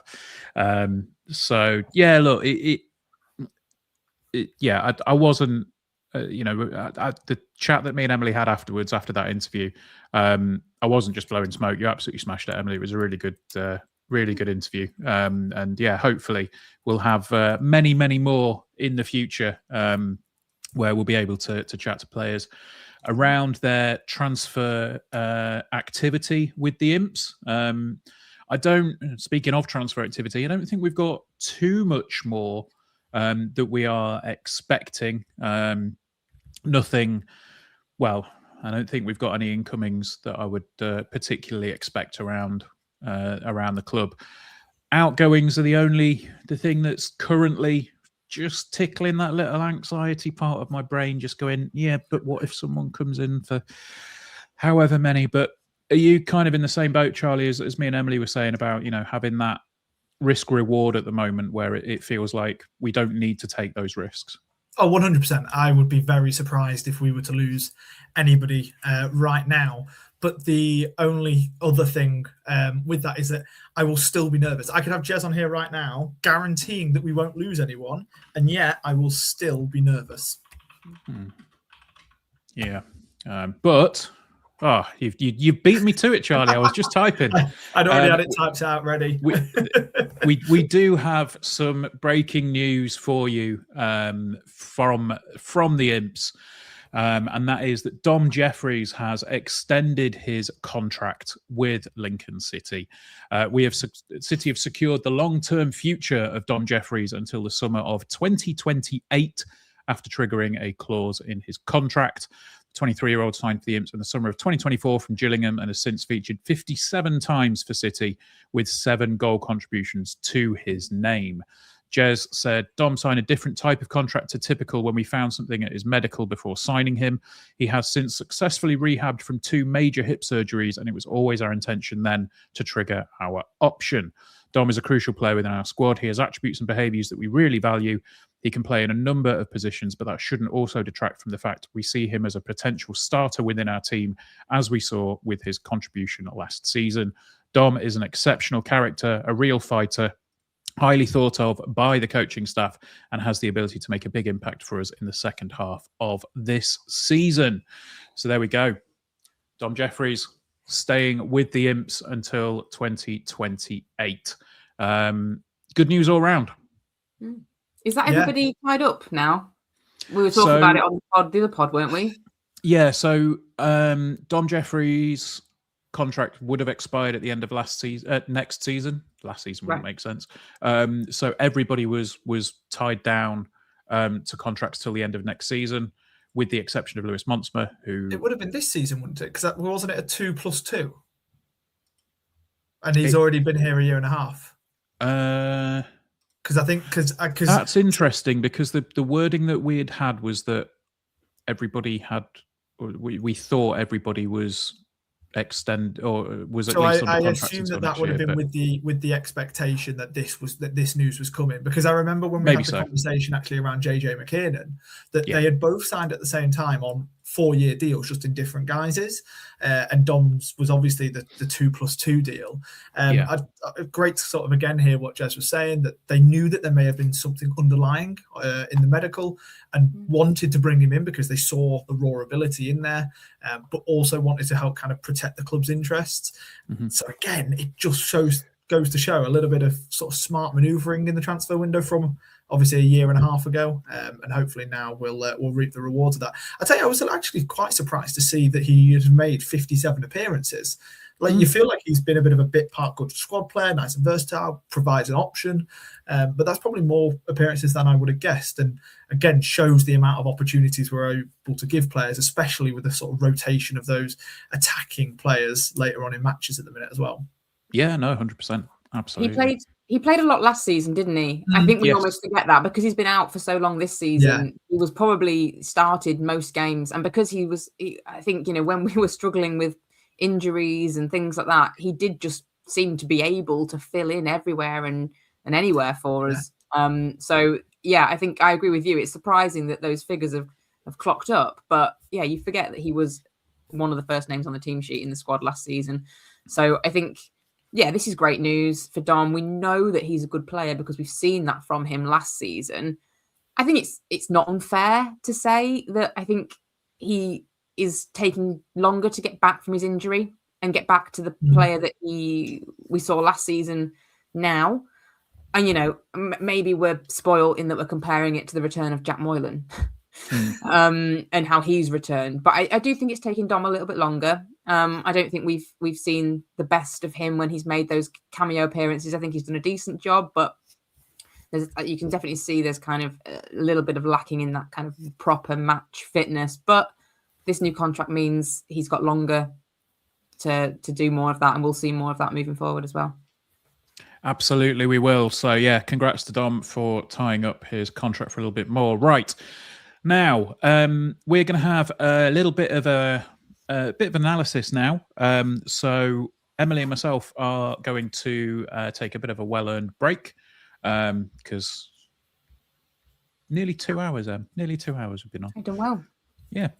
So what we're going to do is we're going to introduce Kyle. If he's give us a thumbs up in the green room, Kyle.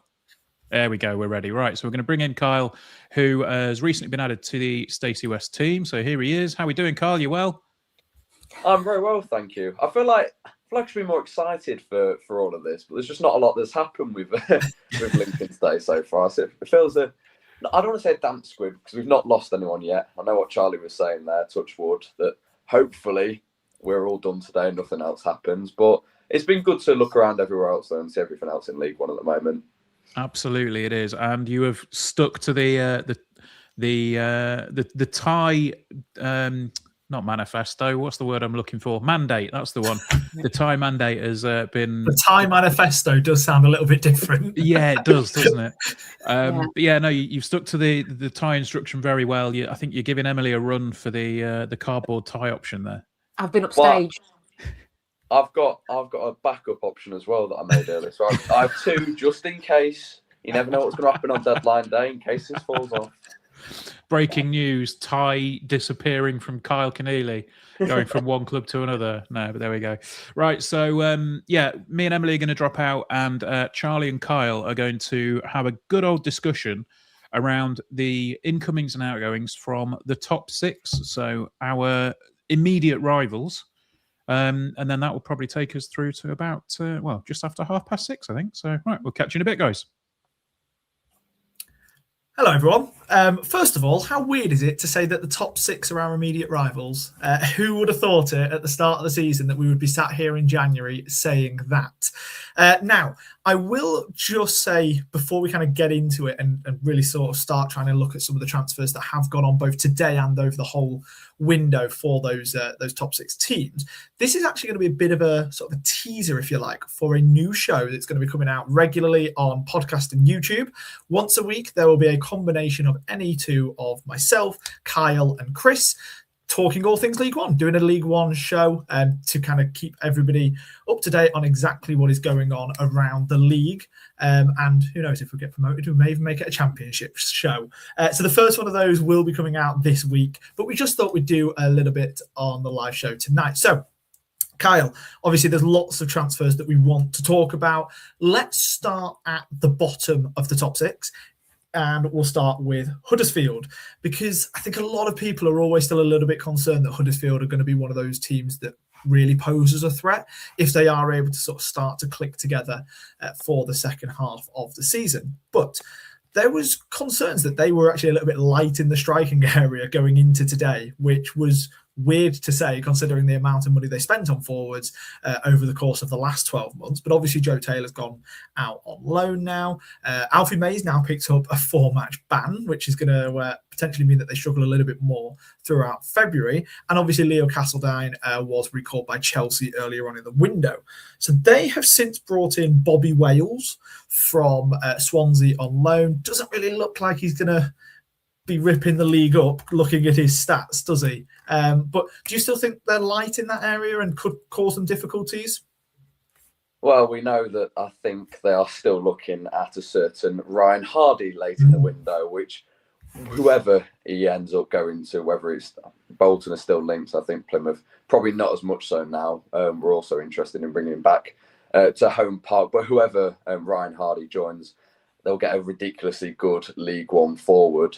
His stats to speak for themselves. I think he's four consecutive seasons of double figures, 2 in League One and 2 in the Championship, and 1 as recently as last year. So he's just such a good player for someone to bring in. And there's nothing been announced yet, but if rumours are to be believed at the moment, that appears to be his destination today.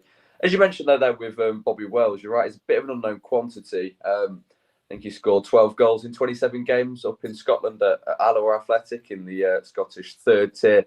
But he's not enjoyed a particularly good season at Swansea. He's been very in and out of the team. I think he's only played 4 times. Interestingly, this will be my little bit of stupid facts that we can give. He is, obviously his name's Bobby Wells, coming from Swansea. I thought, that's quite a nice little link there. He's actually born in Dublin and he's a Scottish youth international. So he's almost got all all 4 quarters represented now that now that he's come over to England and he's playing for Huddersfield in the second half of this season. Well, yeah, it's certainly an interesting one there. I hadn't actually realised that he was born in Dublin as well, so it's a good job I didn't try and make some form of a Welsh joke beforehand. So yeah, Huddersfield, like you say, we know what they've got in terms of quality.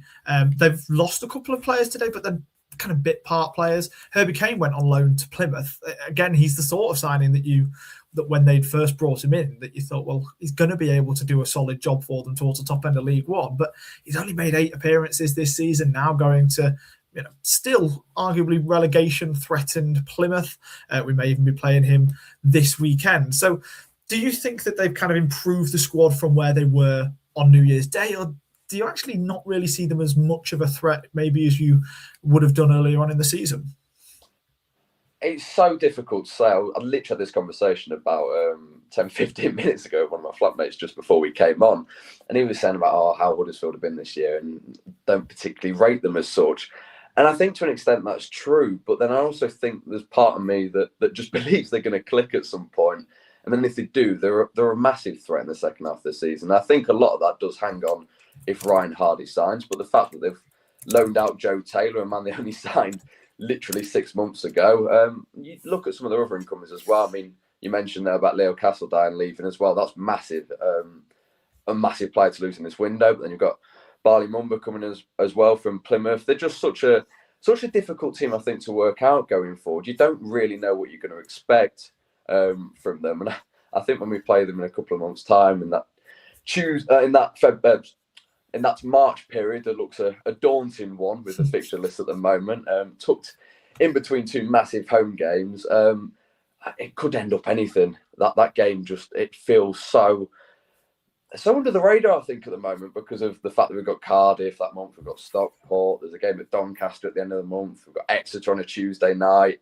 But that Huddersfield game, I think, in there is as big as any. And I would not be surprised if they begin to claw away a little bit in the next few weeks at our gap at the top of the table, particularly with some of the games that Lincoln have got coming up as well. Yeah, exactly that. So we'll be keeping an eye on Huddersfield. Now, moving into 5th position is Bradford. Now, when we played them last week, a couple of weeks ago, their fans were quite heavily chanting for them to sign a striker. There were certain words that I won't repeat here. But since then, they have brought in 2, in Paul Mullin and also Ethan Wheatley. Ethan Wheatley had been on loan at Northampton Town for the first part of this season. 3 goals, 3 assists, nothing immense. But again, it's in a Northampton Town side who aren't exactly ripping up the sheets in terms of the number of goals that they are scoring over the course of this campaign. So first of all, we'll start with Ethan Wheatley. Do you think it's a decent enough sort of addition, especially kind of complementing who they already have in the forward positions? Yeah, well, I think he's fairly highly rated at Manchester United. He's at England Youth International as well. So it looks like one of them signings on paper that feels it may improve them in the second half of the season. I think there's just a lot to say about Bradford. I didn't actually hear. It was only after the Bradford game that I'd actually seen the chants that were from the away. And when you're in, my season ticket, for full disclosure, is in upper 7. So I do struggle to hear a lot of the time the chants that you get in the away end. And that night was as good as atmosphere, I think, as any really in recent memory. So I did hear something about Andy Cook, and I think we'll probably mention him in a minute. There were a couple of chants about him as well. But yeah, you mentioned his record there. He's already played in League One this season, so you get an idea of what he's going to bring. But he'll come into this Bradford side, and yeah, he's got a big job on his hands. The fact they've got a couple of forwards in means there isn't that massive reliance on him. But they're difficult to work out, I think, at the moment as well, because you look at a team that have just come up from League Two and had a really good start to the season, and then they tailed off in January, and you obviously all the forward issues that have been mentioned there. And their real struggle for goals, and the game they played against Lincoln when they had literally, and the stats had it down as 2 shots on target. I'm saying it's 1. I'm not having another shot on target at all. I think it was a Wickens parry from a corner was the other supposed shot. But yeah, he does have that little bit of pressure at the same time, because Bradford do have to deliver. They're a massive club. They're a club all Lincoln fans have massive respect for. as well. Obviously, massively respect them. They're a huge club, and you look at the crowds they get and everything about them, and you want them to do well. I think not too well this season, because I'd hope that we'll be finishing above them. And if they win the playoffs, if they make the playoffs and we go up automatically, that'd be a good season. But yeah, Ethan Wheatley, I think, one to keep an eye on for the second half of the season. Yeah, and one of the other signings that they have made, again, another forward player, by the way. We're going to be talking a lot about strikers, weirdly, and it's not going to be about Lincoln City, which is actually quite a relief, isn't it? But the other striker that they did bring in was Paul Mullin. There was many a joke made on this podcast, typically by our graphic guy, Stu, who decided that he wanted Paul Mullin and would not shut up about him all month. But he did finally sign for Bradford, and they basically just replaced Andy Cook with Paul Mullin. I mean, that just seems like such a sideways step, doesn't it? I just caught out there as well. What was the last little thing you said?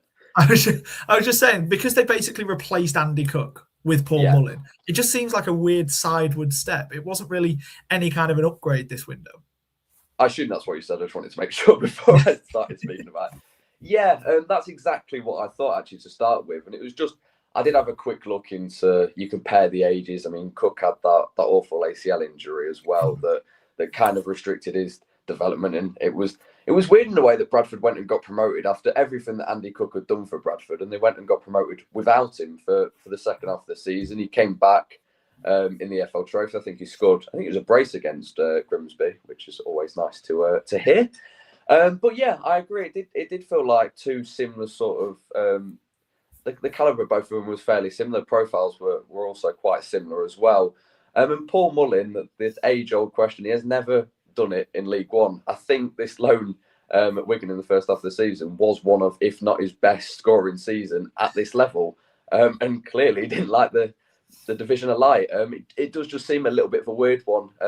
He was so good in League Two. He was even better, clearly, in the National League when he dropped down with Wrexham, but he just hasn't quite hit it at League One yet. And again, I think there's much more pressure on him because of his name, and not his fault, this part particularly, but all the role he's had to play in the documentary of Welcome to Wrexham and everything there, that just means he's a massive name at this level. And then he's coming to Bradford in the second half of the season with the task of getting them promoted. And it's by no means an easy job at all, particularly, as we mentioned, given their little blip in form throughout January and the issues they've had in the forward department. So he's got a lot of pressure on his shoulders coming in the second half of the season. I don't think that's going to help him either. No, I'll be honest, I'm kind of not really worried much about Bradford anymore. I think when we beat them 3-0, that was kind of the end of their automatic promotion hopes, and obviously could get proved wrong. Really hope I don't. But it feels like we're now kind of going in separate directions, and they're now going to be fighting for staying in the playoff positions, especially, like I say, with some of the business they've done this January. Again, they are a team that are typically kind of greater than the sum of their parts, very similar to us. So it's difficult to kind of look at those kind of key players and expect them to make statement signings. But even the signings that they have made, like a Paul Mullin, I just can't really see him helping the team in the same way as you would maybe expect the sort of player that they would want to bring in. So definitely an interesting one there. Now, let's move on to Stockport, because I think Stockport are going to be one of the sides who we really do worry about and who we will be looking over our shoulders at, especially at the moment. They are the team behind us who also are 6 points behind us, same as Bolton, but we don't have a game in hand on them like we do with Bolton. So Stockport this window have been quite busy. They've brought in Josh Dackers-Cogley, a player who we were trying to sign, if you believe reports, about a year and a half ago when he moved to Bolton from Tranmere. They've also brought in Adama Sidibe, who, again, we were linked with this window. I'm not quite sure whether those links were actually truthful or not, but he comes in from St Johnstone. They brought in Josh Stokes and Roman Dixon, both on loan from Bristol City and Everton, respectively. Then they've brought in Olaof, who, again, really good at centre forward. They know what he can do. We know what he can do. So it'll be interesting to see whether he can sort of refine his form back in this division. So with all of the signings that they're making, surely they're the team that we really need to be worried about at the moment. Yeah, and it was only doing this really that I started to take them. I don't want to say I wasn't taking them seriously, but in my mind, I thought Bolton. I know the points gap between the chasing teams and Lincoln at the moment, but I don't know. I'd always consider Stockport to be a little further back. But yeah, you're completely right. They should be taken as seriously as anyone in there. And for me now, they are actually the team to fear. You look at the players you've mentioned there, and there's potentially still Louis Barry to come back again, which is just a ridiculous player. I actually read a tweet about saying, the famous saying of never fall in love with a lone player. This would be his third loan, so I think by now County fans are probably well within their rights to have fallen in love with him. He scored 15 goals last year in the first half of the season. I think he had an injury hit second half of the season with Hull. He's been in the Championship this season. I literally live about a 2-minute walk away from Bramwell Lane. If my curtains weren't down at the moment, I'd be able to see it. So he was there in the first half of the season. Not enjoyed the greatest time in the Championship so far, but he's a ridiculously good player at League One level. And like you say, with Tanto Alafe coming back, he was so good for them in League Two at 20 goals. He had another good year last year. It just felt like they've got so much quality and so much to add. And when you remember they've still got Carl Wootton, who's the current League One top goal scorer, which I've just done a piece on him, and I said that seems a crazy thing to even write. And yeah, you had the other players in there as well. Jack Diamond was subject to a £750,000 bid earlier today from Luton as well. They've just got so many quality players in an attacking sense that you have to take them seriously in the second half of the season. And as big a game as Bolton is in a couple of weeks' time, that Stockport game in March, everything stays as it is at the moment, feels as important. Yeah, I totally agree with you. And I can see Stockport kind of rolling over some teams throughout the second half of this season and really picking up some big results, because exactly like you said, they've got that attacking impetus with the players that they've got. Arguably, again, you've kind of got to figure out how that they all work when they're having to be played in the same team together, and especially when you're sort of managing those minutes. But to have the options that they will inevitably have coming off the bench in matches is going to be huge for them. Now, we mentioned Bolton there as well. Bolton, obviously, currently the side directly below us in third place, and the side that a lot of people are talking about, like you said, that big game on Valentine's Day, where we'll be very much hoping that we can get something out of the match. But they are another side who have had an interesting window so far. They've brought in some solid players, in fairness. Obviously, they brought in Rob Apter on loan as well from Charlton. A good player, again, somebody who I think many Lincoln fans were saying that could be a good sort of a signing, the sort of signing that you would maybe expect us to make. They've also brought in Corey Blackett-Taylor. We know what he can do at this level. He's done it many a times before. They also brought in Ruben Rodriguez, who, for those who don't remember, he was playing for Notts County, moved up into the Championship to play for Oxford, then was over in Brazil, which I hadn't realised actually until he signed for Bolton. So that's quite an interesting one. But all of those signings aside, all you'll see on their social media today and all the rumours and links are that they are desperately in the hunt for a striker and seem to have had bids rebuffed again and again and again so far today and been pipped at the post a couple of times.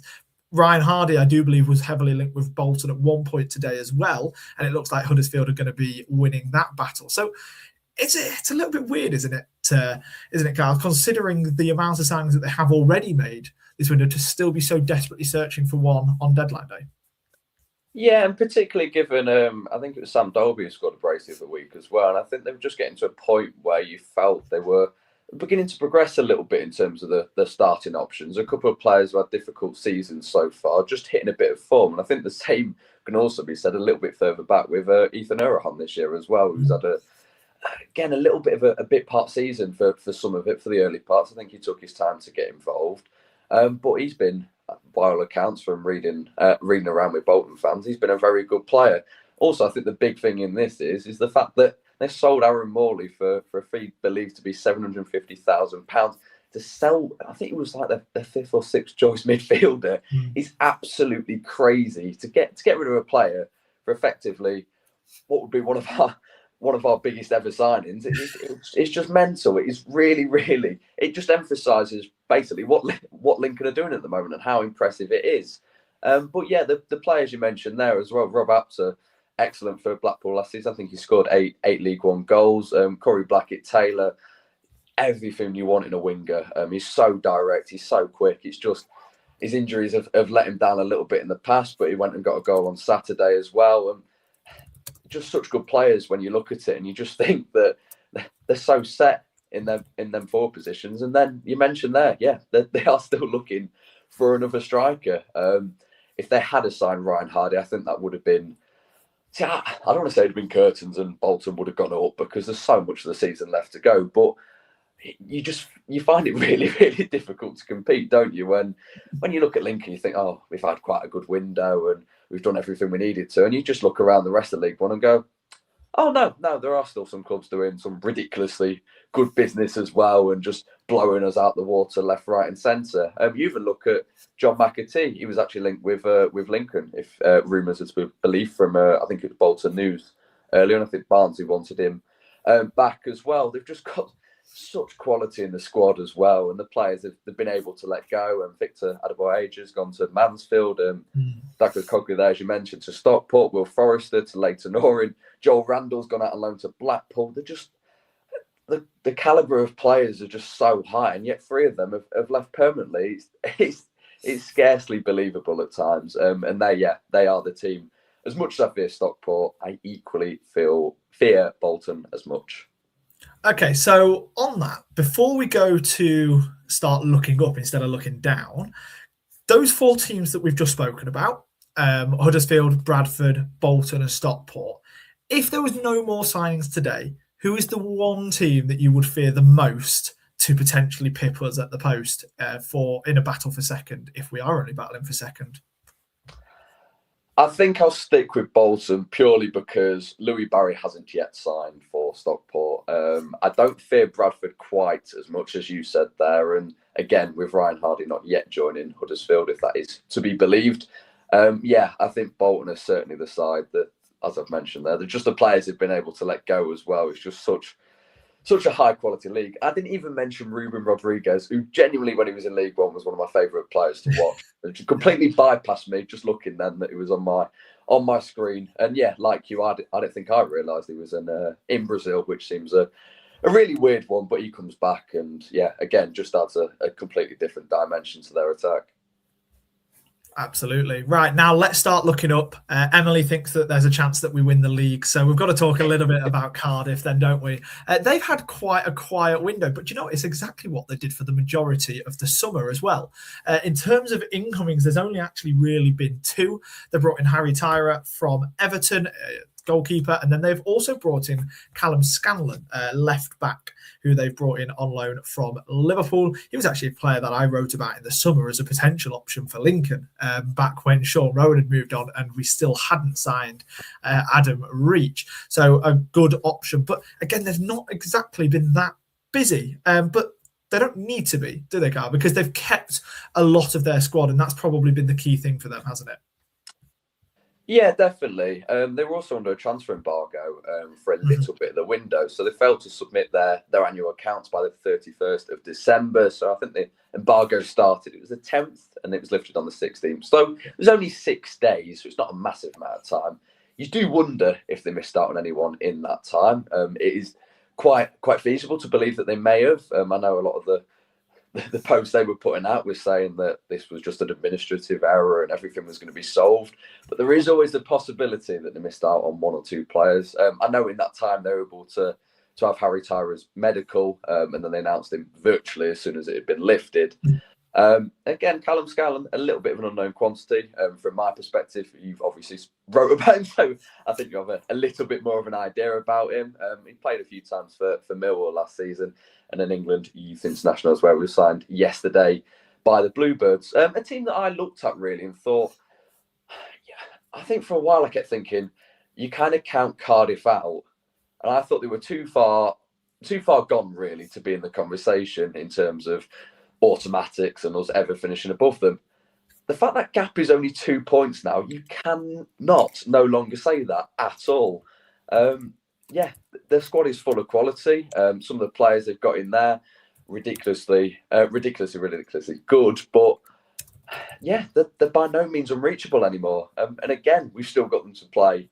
And that game in March, and I think it's probably already been spoken about which day it will end up on. And for everyone's sake, I hope it's Saturday 3:00. It's looking very likely because I saw something today, because it's FA Cup weekend as well. Sky aren't even that sure whether they're going to be able to have a Thursday night slot, which would be quite interesting. So by the looks of it, could be Saturday, and like I say, more than likely it'll be an early kickoff, because let's be honest, everyone's going to want to watch that on TV, won't they?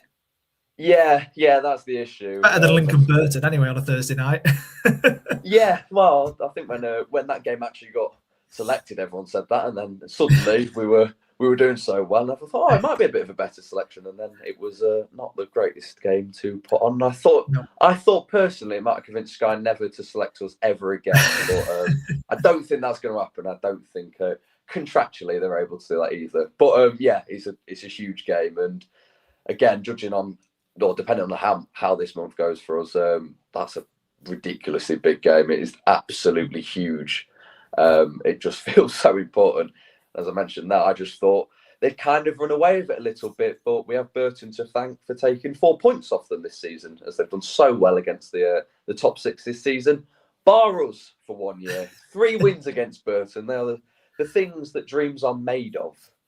I mean, that is probably what if this season is going to go down in history for, is 3 wins against Burton Albion. But yeah, look, we've just spoken about there, obviously, all the sides, and there's going to be some huge games coming up. As obviously we have mentioned, we've got to play Cardiff, we've got to play Stockport, Bolton.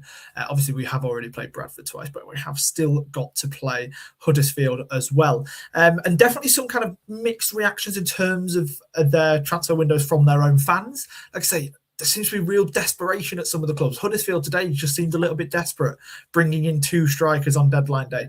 Bolton desperately searching for a striker as well. Stockport just seems to have thrown the kitchen sink at it in terms of some of their signings this summer, and they've been linked with many more as well. So who knows what could have happened if any of those were true and they were able to pull them off. So it's really, first of all, relieving that we're not having to deal with kind of a bit of a mad rush late on, and we can kind of sit back and just watch all of the other sides do it. Now, if you had to kind of pick one transfer from sort of the top 6 that we've spoken about today that you think is going to be kind of the biggest for the second half of the season, just to wrap it up, give me a name. Who would it be? That's so difficult. I've got to go with someone from Bolton, and I will say, if Corey Blackett-Taylor stays fit, it will be a massive player for Bolton in the second half of the season. I like that. I very much agree. Now, what we will do is we will bring back Ben and Emily into the studio. Ben can bring himself back in. There you go, Emily. There you go, Ben. And we will probably be talking about Lincoln City again. Absolutely, we will. Let's go over the Imps window. I mean, it's some fascinating stuff there. I mean, it just seems like, you know, as Carl said there, it's just other teams are not entirely throwing everything out the window, but it feels like it's one of these more competitive divisions. I mean, everybody's sort of saying, "Oh, it's such a poor league this season," but I don't think it's poor. I think it's just more competitive, isn't it? Like anyone can beat anybody, and there's going to be a lot of teams that feel that they can grab something from it. I mean, even though that, well, you're looking at Lincoln at the moment, the gap that we have between ourselves and 7th is getting to the point where if we don't make the top 6, it's going to feel like a disappointment. But, you know, there's probably still a few teams that think, oh, we might be able to get something from that. I mean, even Peterborough, who were bottom of the table at one point, you know, they're not out of it, are they? So, yeah, right. Let me just pull the table up, actually, because I was going off some memory. But yeah, I mean, there is a bit of a gap. I think it's 6 points, isn't it, between Huddersfield and Luton, but there's games in hand underneath that, and it's just, it could start to open up a little bit more. But let's go over the Imps news then, or the Imps window, I should say. So obviously, Lincoln have brought in 4 players over this transfer window. So we'll go over them in order.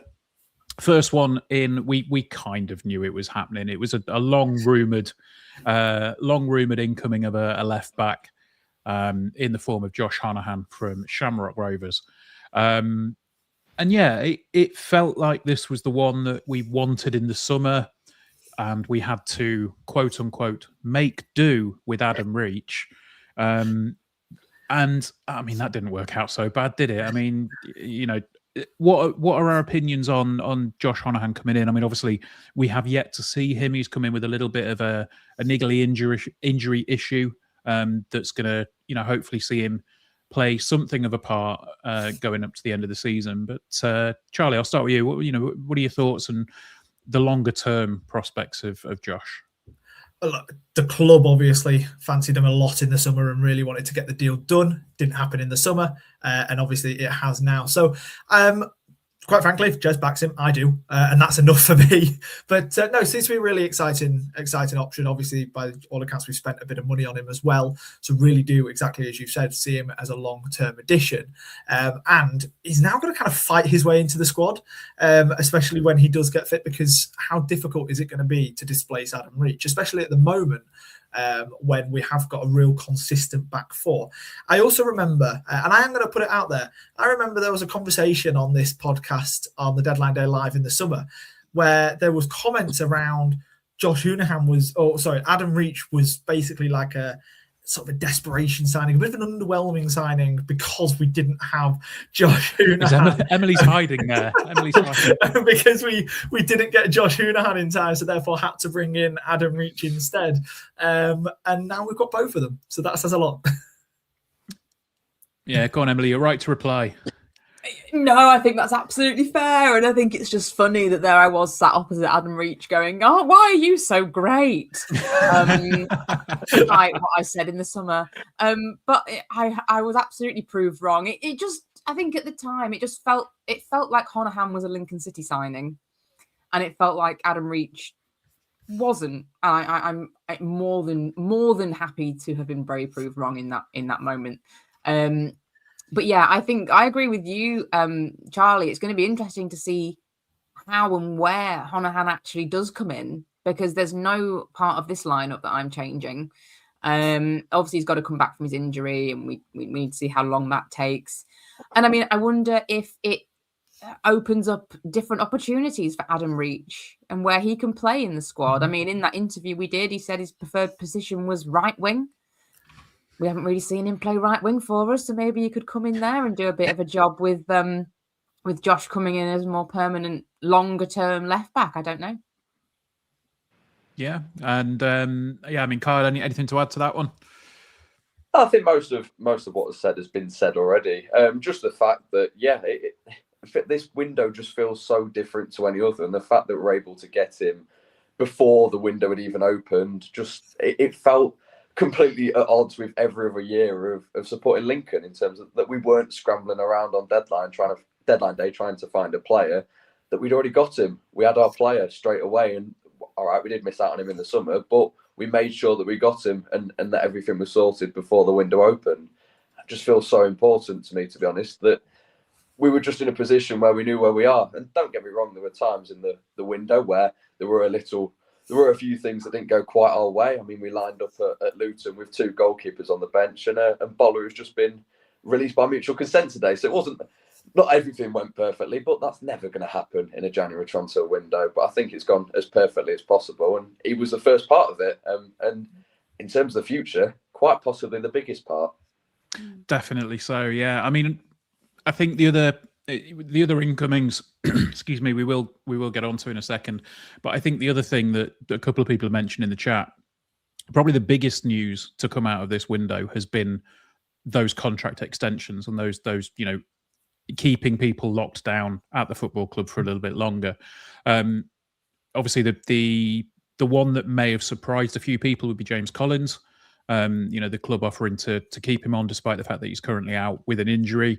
But we've said this on the podcast already. That is a sign of the club doing something right by the person rather than the employee, I guess. And then, in addition to that, we've seen Adam Reach sign again. We've seen Dom Jeffries sign again today. And it's sort of confirmed that we don't have anybody out of contract in the summer now. So anybody that leaves the club will have to leave with a fee attached to that, unless there's a mutual consent arrangement. And that just feels settling. I think that's probably the only word I can think to describe it is, you don't have players that are going to be playing to the end of the season going, oh, Christ, do I have a club next season? Where am I going to be? And regardless of that, you also have that excitement, I guess, of them going, well, I'm definitely going to be at Lincoln City next season, but am I going to be playing in the Championship? It just feels like there's that additional carrot, isn't there? That people have. I mean, it just feels like we're doing a lot of things right at the moment. So yeah, very exciting stuff. I very much agree with that, Ben. I just want to add something to that because there was a comment actually in the YouTube here, and it was from our very own Devon Imp, just saying it's better to have a settled squad for the running than trying to integrate too many new additions. And I think that's a very, very good point. When we were looking, me and Carl there, at some of the transfer business of other top 6 sides, there's lots that have been chopping and changing. Cardiff and us are only really the ones that have had a relatively quiet window. We're going to come in to January with the same starting 11 that we come out of it with. And that is going to provide a lot of confidence for the players because they are all playing week in, week out. I mean, we've seen how Freddie Draper is able to thrive when he's getting regular game time. The same with somebody like Rob Street. Conor McGrandles is in a really settled position. Evan's come along so far by playing week in, week out. So definitely cannot underestimate the impact that having a settled squad at this stage of the season, and especially going towards the end where they're not all having to kind of fight for that personal objective of having a contract for next season, just how much that is actually going to support us as we move as a team for the final few matches of the season. 100%, absolutely. Just to come in on that as well, Ben, that was something that we were discussing on the journey up to Wigan. We were listening to 5 Live and they're talking about everything else that's going on, and it was really noticeable that the clubs that have brought in these players, they all went straight into their first team at the weekend. And if you look at the players that we've brought in, maybe the 2 loan signings, Deji as well, they're not walking straight into our first team. And I think anybody we did bring in wouldn't either. I just think that's really noticeable. I think the consistency is key, and I think it just says a lot about the position that we are in as a team and as a squad, and clearly where our immediate rivals feel their squad is. They've got to get people in there straight away to make a difference. We don't need to do that at all. Absolutely, yeah. And let's talk then briefly about the outgoings. Obviously, we've seen the big outgoing today, which is probably the more emotional one in Lewis Montsma. From a personal perspective, it's quite a sad one, but from a footballing perspective, it's the right thing to do. But Lewis going felt somewhat inevitable. But overall, I think the outgoings don't feel like they're going to seriously damage the squad. Dexter Lembakisa going back, he didn't really play all that much. He was kind of in as cover for Tendai. Frankie Okoronkwo going back and then going straight out and to be fair to him, immediately making an impact at Doncaster. But that goes back to what Emily said. He's gone out of our squad where he's not featuring week in, week out. He starts at Doncaster and scores. And then Finn Barbrook going back, he didn't get the chance. And Justin Abikwu going back, and then immediately being sold to QPR for £1 million. I still can't get my head around that one. I don't think he looked like £1 million player when he was here. But everybody that's left the club this window, it doesn't feel to me like there has been a serious hit to our first 11 or indeed the squad, if I'm honest. I think if you think about the 2 players from that list that you mentioned there that were actually involved in the games, really, you're talking Frankie Okoronkwo. It's been a long night. Frankie Okoronkwo and Justin Abikwu. There we go, got that one out. If you look at those 2 players, they were really the ones that were making a real input and impact. I think the others were kind of bits and bobs, fringe players, as you've said. But I feel like we've kind of replaced those 2. I mean, we haven't seen a lot of the 2 new loanees, but kind of a like for like, really. So I don't feel like we've lost anything. I feel like we've got 2 players that can come in and do that role. Probably, and we haven't seen them yet to say whether they'll do it better or anything like that. But it doesn't feel like a loss. It feels like we've lost 2 that were actually involved and brought 2 in that can slot in that position quite seamlessly. Yeah. Just to add to that as well, I mean, Lewis, we knew he was going. I mean, Jez himself came out in an interview towards the start of this month effectively saying, don't expect to see Lewis here in February, because it was kind of best for him, best for the club, and it was just a good opportunity all round to try and get him out and get some game time elsewhere to sort of rebuild on for his career. So this window, apart from really Justin Ibikwu getting recalled at like the last minute before the Luton match, we've been really proactive. We haven't had to react. And there's not that many clubs in this division that have been able to say the same. Like I said, the only real ones that you can think that are able to say something like that are Cardiff. And we're first and second in the league. So, take from that what you will. We've not had to be desperately scrambling at any point. And the one moment that we did, and we did think, okay, we've now had our plans changed because Ibikwu's been recalled. He got recalled on the Saturday, and we had a new player in on the Tuesday. That was just how quickly we were able to work, because the recruitment staff quite clearly had lists, as long as there are, that they knew that they could go ahead and pick up really quickly and really easily. So yeah, huge credit to the planning side of this window. Yeah, absolutely. You mentioned there, Justin Ibikwu going out, Alfie Lloyd coming in within a matter of days. Kyle, I mean, had you seen much of Alfie Lloyd? He was at Orient, wasn't he? And obviously he was a little bit injured throughout the start of the season. But I think the day beforehand, or the Saturday before, he played and looked fairly decent for them. It feels like that was about as like for like as you're going to get in terms of a replacement. Yeah, I think as long as he's not as keen to get going as he was on his debut, when I thought he was gonna get sent off straight away, was an interesting first game for us. But that aside, I think he was just keen to get going with us.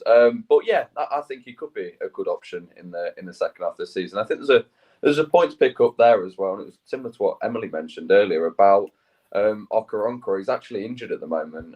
He felt both of his hamstrings, so he's out for 4 weeks. And Grant McCann referred to it and said that if someone coming in who hasn't actually played a lot and has got a few games under his belt and is injured, and there's the thing when you link it with what me and Charlie were saying earlier about players coming in like Blackett Taylor at Bolton and Ryan Hardy potentially coming into a team, players who haven't played a lot in the first half of the season and then getting a run of games, they are prone to getting injured, and it does make a difference. And there you go with Okawo. The fact he's out for 4 weeks, and it left Doncaster scrambling a bit for someone to come into there. I don't know whether they have actually got any replacement in, but it leaves them short. And there's the prime example of players that haven't had a lot of game time, that have been bit part players for other clubs, that come in and then are suddenly a first choice option and will go and get injured. And that's football. And we're not in that situation at the moment, which is really, really nice. I'm trying not to feel too smug about it, that we've sat in this great position and that it doesn't come and bite us if someone goes and gets injured at the weekend. But it does feel really, really good to say, and just feel, in comparison to every other club in League One, again, like Charlie mentioned, that we've not had to do a massive amount this window when we've not been rushing on deadline day. And again, for the first time in what feels forever. No, absolutely. Yeah, it felt, there was a little bit, wasn't there, of apprehension before Ibikwu went back, where we kind of went, do we need a striker with Collins out? And then obviously Ibikwu gets recalled and our hand is forced and we have to sign somebody. Does it feel like, given that there were some people clamouring for somebody to come in for Collins beforehand, does it feel like Alfie coming in kind of solves that problem, even though, obviously we've also brought Ryan One in, but it felt like almost like that, even though we've got the same amount of players in the same positions, it felt like Alfie Lloyd coming in almost shut everybody up who was after, clamouring for somebody to come in for Collins. It's like, yeah, it's Yeah, it's fun. It's definitely interesting. But I was really shocked that we brought in another forward player in Ryan One, because it felt like the stance from sort of the club side of it in the first instance was we're not going to end up bringing a striker in. Like you say, that was kind of the message for the first half of this transfer window. And there were kind of differing opinions on that. I think sometimes people, you want to see a striker, especially when you do lose somebody like James Collins. And then when we brought in Alfie Lloyd as the direct replacement for Justin Obikwu, again, I very much thought, well, that's it. We're not going to be bringing another forward player. That's enough. We're probably not even going to do much else in terms of business at all. And then we brought in Ryan One. And that then was like an extra cherry on top in terms of complementing what we already had, wasn't it? Rather than, exactly like you were saying, rather than being like a direct replacement, because we'd sort of dealt with that by bringing in Alfie Lloyd. Yeah, absolutely. But let's talk about Ryan One then, because he was the fourth and final incoming. We've actually not spoken about Deji, have we? I just realised that.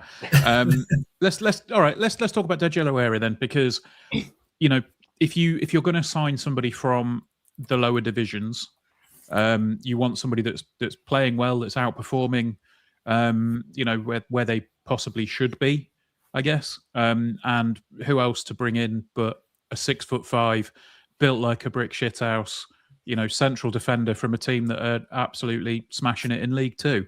I'll be honest, I haven't seen much of Deji playing. I haven't paid too much attention to League Two this season, but it's kind of, he's been making all the right noises. The Bromley fans were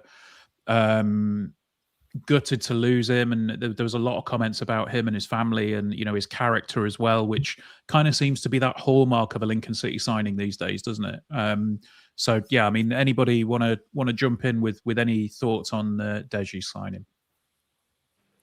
Well, I'll just say one thing. This feels like a Lincoln City 2.0 signing. This feels, and again, I think it was a point that was made on the podcast on the Sunday in which we announced him, was the fact that this is the sort of signing that we would have looked up to a Peterborough signing 3 or 4 years ago, and thinking that's where we want to be. We want to be signing, because bear in mind, Bromley, I don't know if they still are actually, but I know at the time they were top of League Two. So we're signing a player for a low 6-figure fee on a release clause, who I believe was out of contract in the summer as well. A big centre-half who was playing plenty of football at the side who were currently top of the league below us. That is the sort of huge signing that we're now able to make, that a few years ago we probably didn't have the power behind us to be able to bring a player like that in. He'd have gone to a Peterborough, he'd have maybe gone to a Wickham, somebody like that. But now we're in that conversation and we're able to pick these players up. Again, still nice and young. Hopefully he'll be able to grow. The club have signed him on, I believe it was a 3-year deal. So again, there's quite clearly some sort of faith in his development there. So I'm looking forward to him getting some minutes and really seeing what he's like. Now, the problem is, what kind of minutes is he going to be able to get for the second half of this season? Because exactly as we were saying earlier on with Josh Hounahan and Adam Reach, how on earth are you dropping one of Hamer or Sonny Bradley at the moment? It's tough. Absolutely. Just to throw a little spanner in the works with the conversations that we're currently having, I've just seen a comment in the chat. Jez just said maybe something happening in one position on Radio Lincolnshire. Interesting. Oh, God. We will. I mean, look, we're just about done. And it's like, just the extra Christmas present that's come out on the tray. So there you go. We've literally been sat here all day saying, it's so great to not have to be dealing with any transfers. It's so great to not be thinking about it as the window's about to close. And then 8 minutes or 7 minutes before the window closes, apparently now there's a chance that we get something. Yeah, I think we might need to have a word with Jez, because he nearly destroyed the start of the podcast with his letter to Lewis, which made us all cry, and now he's just throwing a spanner in the works at the end. What's he going on? I don't know. I wonder if they're utilising that. I mean, this is very boring, so I do apologise, but I wonder if this is one of the new deal sheets things. Just thinking, you know what? I said in the chat, I was texting Emily before the podcast, and you know what we should probably talk about? We should talk about these new deal sheets that are coming in. And I completely forgot about it. but yeah, Because let's it's have. boring. Except when I mentioned it, then every one of your faces went, Oh yeah. Well, it was like the first thing that was going through my mind, because I know that in the summer window, obviously when we brought in Dexter Lembakisa really late, by the sounds of it, that was kind of like a mad rush to get everything done by 7 o'clock. Whereas by the sounds of it, we're going to have a little bit more time this window. But bearing in mind, Dexter was announced at about 8:30. So I'm hoping that we're not going to be waiting until even later than that. That's all right. If we are to make a signing. We'll get something out of Jez. It's fine. So to give people a quick understanding of a deal sheet, because I did prep Emily on this, and like I say, we completely forgot about it. But a deal sheet is essentially a document that both clubs, or that clubs rather, can submit to receive additional time to complete a transfer on loan or loan, beyond the deadline. It essentially confirms that negotiations have been concluded prior to the 7 p.m. cutoff point and includes all the relevant information such as compensation fees. If submitted on time, they allow clubs an extra 2 hours beyond the deadline to complete the deal in question. Deal sheets cannot be used until 5 p.m. and must be submitted by 7 p.m. Then the transfer must be finalised by 9 p.m. in order to go through. So, I'll be honest, Ben, I love you, but I ain't staying on here talking to you till 9 p.m. I don't want to be on here till 9 p.m. I've not eaten yet. It is, so yeah, look, we may possibly have another transfer to talk about. I would suspect that it's probably an incoming, unless there is a loan out, but we will wait and see and confirm on that one. So, I can just say, Ben, I can see everybody's cogs going around, going who, where, what player, which player, trying to figure out where possibly we're going to be bringing in somebody. I don't know. I mean, defensive midfield cover, maybe. Is it one of those market opportunity things? I wonder. I would assume it would be something like that. It would have inevitably been something that we never thought was going to be possible, and then suddenly it's just opened up, and everything's just sort of seemed to fall into place to the point where it. And bearing in mind, we're still only talking about a potential from what Jez has been saying on Beats Radio Links. So we're not as. I did say earlier that the only thing that would make this transfer deadline day an absolute 10 out of 10 is if we somehow manage to sign Erling Haaland on a free and he gets paid 20 quid a week. So who knows what Jez has been cooking up. I don't think he'd start over Draper though. No. So yeah, there we go. That was Deji, and then Ryan One, the final transfer that came in. On loan from Sheffield United. That one seems to be almost like a secretly exciting transfer or loan, because you read into Ryan One a little bit, and a couple of not that long ago, he's linked with a big money move to Liverpool. He's been involved in Sheffield United's starting 11, and then he's coming to us now. That on the surface and from the perspective of a Lincoln City fan, that feels quite exciting. And I would really hope that somebody is going to tell me that I am not wrong on that. No, you are right. From what I've heard, I believe he's a player that we should be looking forward to see. I know he's a little out of the loop in terms of minutes at the moment, so he's not. It was never expected to come straight in, and with the greatest respect to him, he's not going to dislodge anyone from our starting attack at the moment either, because he's that strong at the moment. But yeah, I feel like I've watched him before, and I don't know if it says that I watched that much football, but I cannot remember if I have or not. I know his name before he joined Lincoln. That is all I'll say. I know his name from somewhere. Yeah, I'm fairly certain I've seen him at some point. Not enough to speak about him in massive, great detail, but yeah, I'm fairly certain I've watched him. But yeah, it's just, like we were saying there about the signings, just the fact that we're able to go and get two forwards in. And I think I've spoken to a few people about this. It felt like, I don't want to say this is a once-in-a-lifetime opportunity to make the Championship, because it's not, but it feels like... it's the best chance we've got, isn't it? Yeah, and without saying it's fate or the stars are aligning, it just seems that League One this season is set for for someone like us to go and get promoted and try and basically counter the teams like your Boltons and your Stockports and keep them down in League One for another couple of years. But it just felt like we had to go and go for it a bit in January. And the fact that Deji Eloa was a signing that I don't think anyone expected, Josh Honohan was. But then, these two attacking incomings as well. It really feels like we have gone for it this year. And I think there was also, I meant to say this, there was a points pick up on James Collins. When so many clubs have got so much money to spend, you have got to be different in the market. And I think from a perspective of any player who's getting towards the end of their career, and you look at a club and go, well, I might get injured at some point, etc. And I think Tranmere have done the same as well. To give a player a contract when he's injured says so much. It says so much about the club, but it also says so much to players that we're looking at getting. And it doesn't even have to be at the moment, but players that are a couple of windows maybe away from coming, and players that are getting towards the end of their career. It's a really good selling point as a club for Lincoln to go, we will give you that protection if you go and get injured. And for what? Minimal cost in the end of it, instead of going spending massive money on trying to sign a player like Ryan Hardy. And I know he's not a permanent signing for the clubs that are interested in him, but trying to get a player that is worth so much money from a Lincoln perspective just isn't going to happen at the moment. So doing that feels different. And there is the window closed, as I say that. Indeed, the transfer window has closed. It has passed 7 p.m. So there we go. We have not, to my knowledge, I am just checking my text messages, we have not lost anybody in the transfer window. We have brought in 4, and as the ticker says, another move could still be due.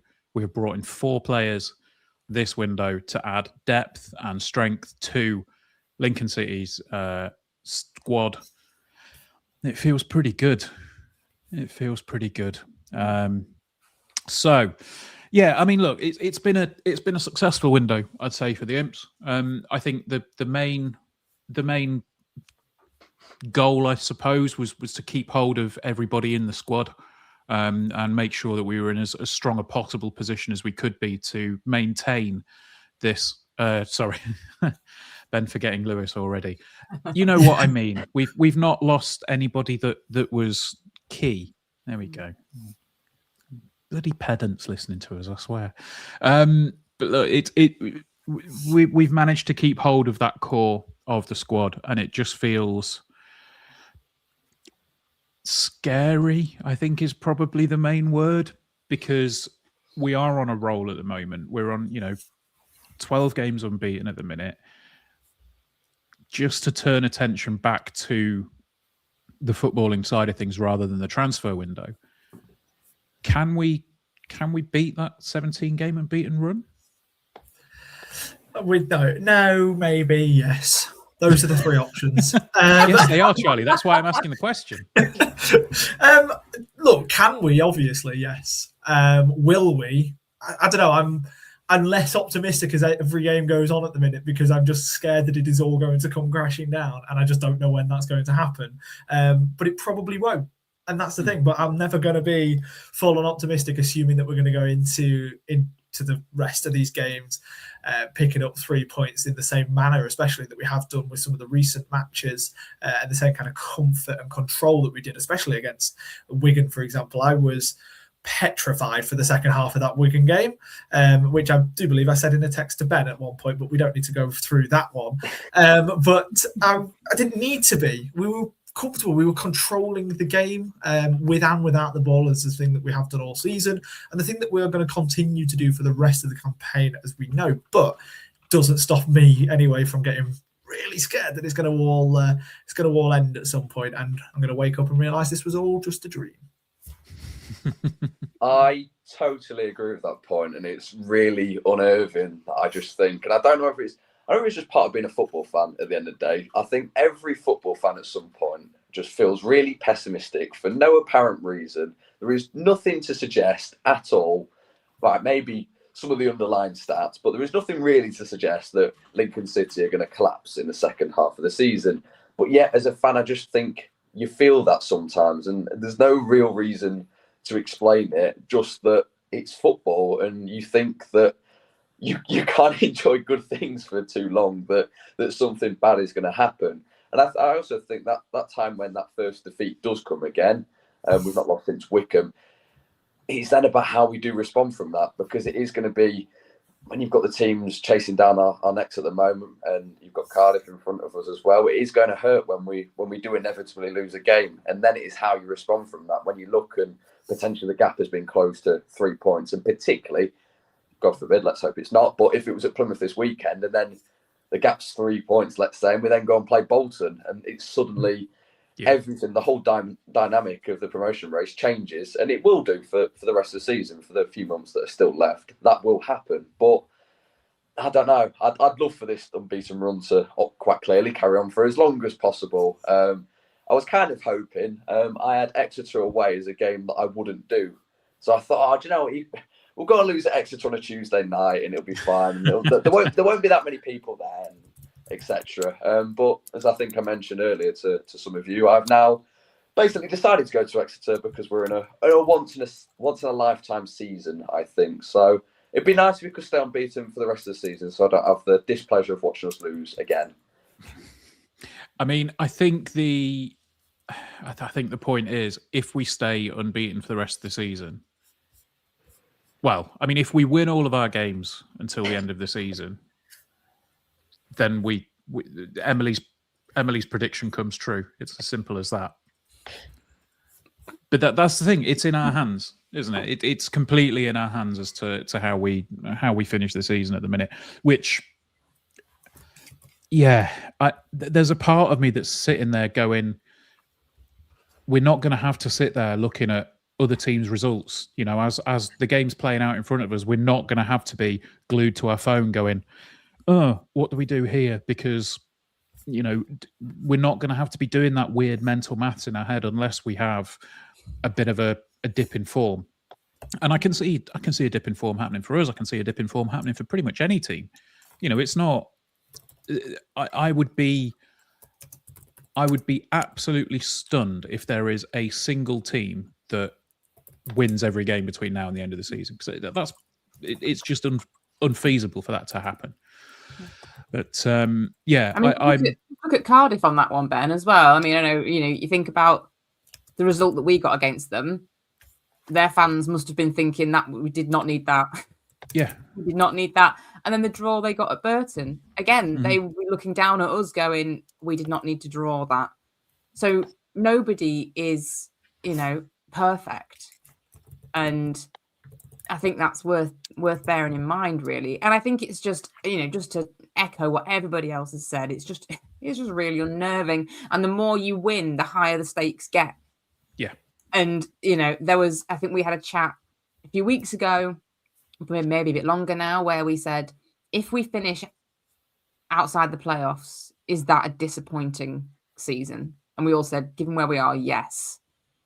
And now it's kind of like, well, I feel like there's no way in hell we would finish outside of the playoffs. So what's the next level of, we didn't finish in the top two? Would that be, you know, the stakes get higher and higher. And I think, you know, we've got to enjoy the ride.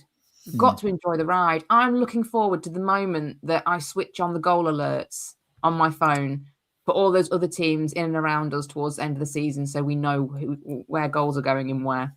That's when it really matters, when those goals are turned on. Yeah, absolutely. I have just had a message. Jez is making a quick check-in with somebody, and then he will be joining us live on the pod. So we will have some questions to ask Jez there. And speaking of the devil himself, he has arrived. He is in the green room. Luke is currently just checking a few bits, making sure that we're all good. So I will... I'll fill for a little bit until I get the thumbs up, and then I'll get him brought in. Can you see who he's checking in on, Ben, in the background or anything? There's no sort of... I can't see anything. There's people milling about, or... There's no games of Hangman this time. I can't confirm anything in the background, but yeah, look, it's it'll be interesting to chat with Jez and see, you know, what he thinks about the window as a whole. I mean, I'm pretty sure that our feelings align on it, that it's been a successful one for the club, and it just feels like, yeah, we're feeling oddly positive as Lincoln City fans, which there's still something that doesn't quite sit right with me about that. But well, there is one point to that, Ben, and we joked about it in our group chat earlier, and I have seen a comment on it as well. Scotland's deadline day isn't over until 11 o'clock. If Celtic come in and offer £10 million for Freddie Draper, are we turning that down? It could all go wrong yet. God, we really are pessimists, aren't we? Charlie, stop talking. It's called being a football fan. It is genuine. That's what I mean. It is what you do. It's part of football. Emily even said there about turning goal notifications on. I've already done it, which makes no sense. We're way too early to be caring about other teams. But for the first time this weekend, I did do it. I want to say I'm ashamed to say it. I'm not. It just feels like, I'd like to keep an update on where we are with everyone else. So, yeah, I can't wait for April, though, if things are still the same and we've got that joy all over again. Yes, I've got a good friend who's a Charlton fan and he's a pessimist like me. So when we beat Bradford, I just messaged him and was like, oh, my God. And he replied and just said, how do the pessimists cope? Which we agreed that was a good name for a band, wasn't it? That's the band, isn't it? Yeah, when the Stacey West Goes musical. Yeah. But how do the pessimists cope? And it's true. How do we cope? Absolutely. Like, more positive, I think. So we cope with winning every week. That's how we cope. It's working so far this season. Cool. Right. So if we are about ready, this feels really, really harsh. But because I think 5 is probably too many to have on the screen, Kyle, we're going to drop you out. But thank you for coming on and sharing your knowledge and your opinions on the rest of the transfers and everything else. And we will be as Charlie mentioned, there'll be a lot more coming from yourselves around the wider League One sphere shortly. So thanks. Keep an eye out this week. Absolutely, we'll drop you out and we'll bring the main man in. Thank you very much. And of course, it wouldn't be deadline day. The additional member of the Stacey West, we're joined by Jez. How you doing, Jez? You keeping well? Poor old Kyle. That's a bit harsh. He's Josh's older brother, yeah? Yes. Yeah, he is. Josh is a good little footballer in our academy. So, that's a bit harsh. So I apologise to Kyle for taking his place, but nice to see you all. Yeah, that's all right. I'll just switch you around as well with Charlie. So there you go. We're all good. So right, first things first, I guess. How's today been for you? Yeah, usual. You sort of you wake up with an idea of maybe one or two things you'd like it to be, and then time goes a little bit because it's a bit frantic and. It sounds really weird, but 7 p.m. feels such a massive difference to when we used to have 11 p.m. It just feels like by the time everybody stopped training and by the time everybody's like contactable again, the day runs away a little bit. But no, all good. I think we've tried to be calm, measured, and not reactive in the window. And it's very, very difficult to be that when football matches are getting played. I think January reminds me so much of August. Especially at Luton when we didn't have enough subs. That brought back some memories of August. But I think, just trying to understand that coming out of it and what it looks like for the last 17, 18, whatever number of games it is more important than what it might feel like for one or two pinch point games in the window. And that's where we're blessed because we have a very intelligent and rational and calm head coach, which makes that a lot easier when you can have a relationship with him where he knows exactly what's going on. He knows what we're trying to do. He's fully invested in what we're trying to do and how we're trying to do it, and therefore knows that the choice sometimes can be sign someone we don't really want, but we can have a good seventh sub at Luton for one game, or we can just bite the bullet and get through a couple of tough moments in terms of numbers. To try and get the right people in the building, in the building. That's a bad phrase. Try to get the right players in the building. Too much for the rest of the season. So big thanks to Michael for being so I don't know, when you see some managers and some of the stuff they say in the press and some of the pressure they heap on the club internally during a transfer window, I'm really blessed to work with someone who's who understands that the club is trying to do everything they can, and sometimes we can't quite get things done at the pace we'd like, but we know what we're trying to achieve. Fair enough. I mean, if we can just sort of kick the discussion off around, the players that have come in, and what was the aim at the start of the window? I mean, I imagine it's probably a pretty self-explanatory one of, we want to keep everyone we've got and add to the depth of people that we haven't got. But in terms of the people that have come in, it feels like these are, well, to coin a phrase that we've used throughout the podcast, these have all been Lincoln City signings. Yeah, and it's we like it when people describe our signings as Lincoln City signings, because then it shows we have an identity and we know what we're trying to be. And I think we talk about that a lot. We want to be the absolute best version of us, and we don't want to mimic or copy or try and get in an arms race with anybody else. And we know that that'll only end up in one way, because they'll be better equipped at that than we are. So I think for us, it's being the best version of ourselves as we can. So in answer to your question, Ben, we definitely didn't want to lose anybody, and we were pretty strong with that. And I'm more than happy to delve into some detail with that. We definitely, going into January and looking at the market probably a month before the window opened, we were trying to assess, and this is so tough, by the way, what I'm going to say now, we were trying to look at options where, is there anything that we can do that might help us strengthen the 11? And that's real tough. That bar is really high when you see how our group has performed in the first half of the season and beyond. What is it now? 29 games, 58 points. No one would have said that. Yeah, I don't think there'd be a person sat here tonight who would have thought that could have been the case at the beginning of August. So the bar for that was really high. We explored the market because that's what we have to do and we should do. And I'll give you some details of where those challenges came as well.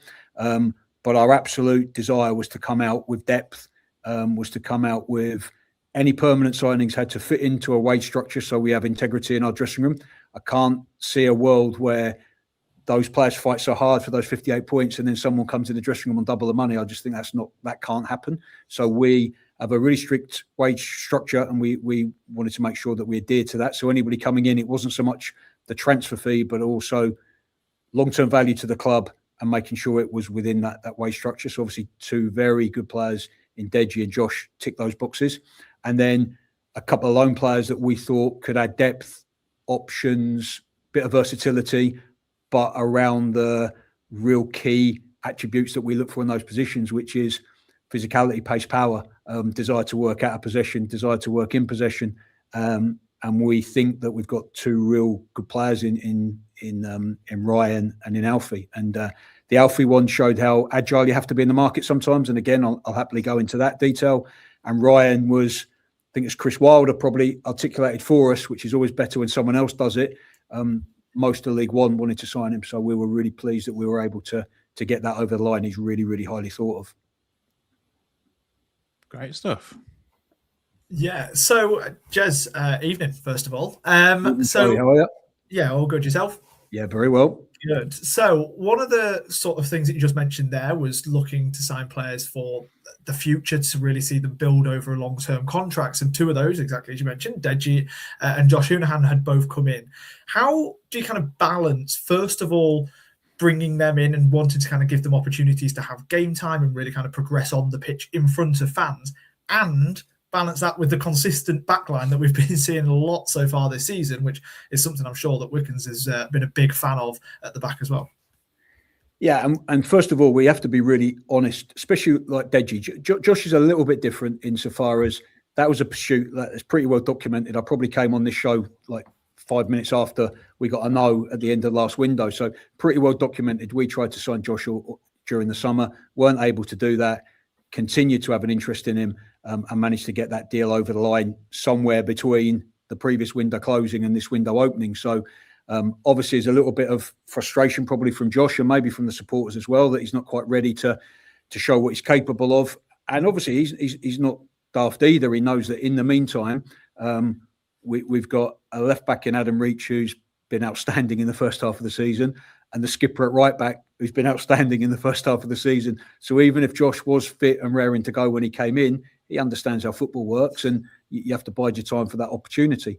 I think with Deji, a little bit different because those conversations with Deji started in January, and he was in a situation where he's playing for a team top of the league below, pretty much playing every minute of every game. And therefore, it's a big decision for him to make, not just about his long-term future, but potentially going from playing every single week to being really clear that we've got Sonny Bradley and Tom Hamer been outstanding as two centre-backs, and they're going to keep their shirts in the foreseeable future if nothing untoward happens. But look, this is part of football, and all the players understand the rules of engagement. If you're winning and players are playing well, they stay in the team. Our job is to make the depth as strong as can be. Our job is to try and cater for as many scenarios that we don't want to think about coming out of January. And that is that we don't want one injury or maybe even two injuries in any position to derail us. And, you know, we probably lived through, I did, the second half of the season where we ended up at Wembley. We were decimated by injuries in the second half of that season.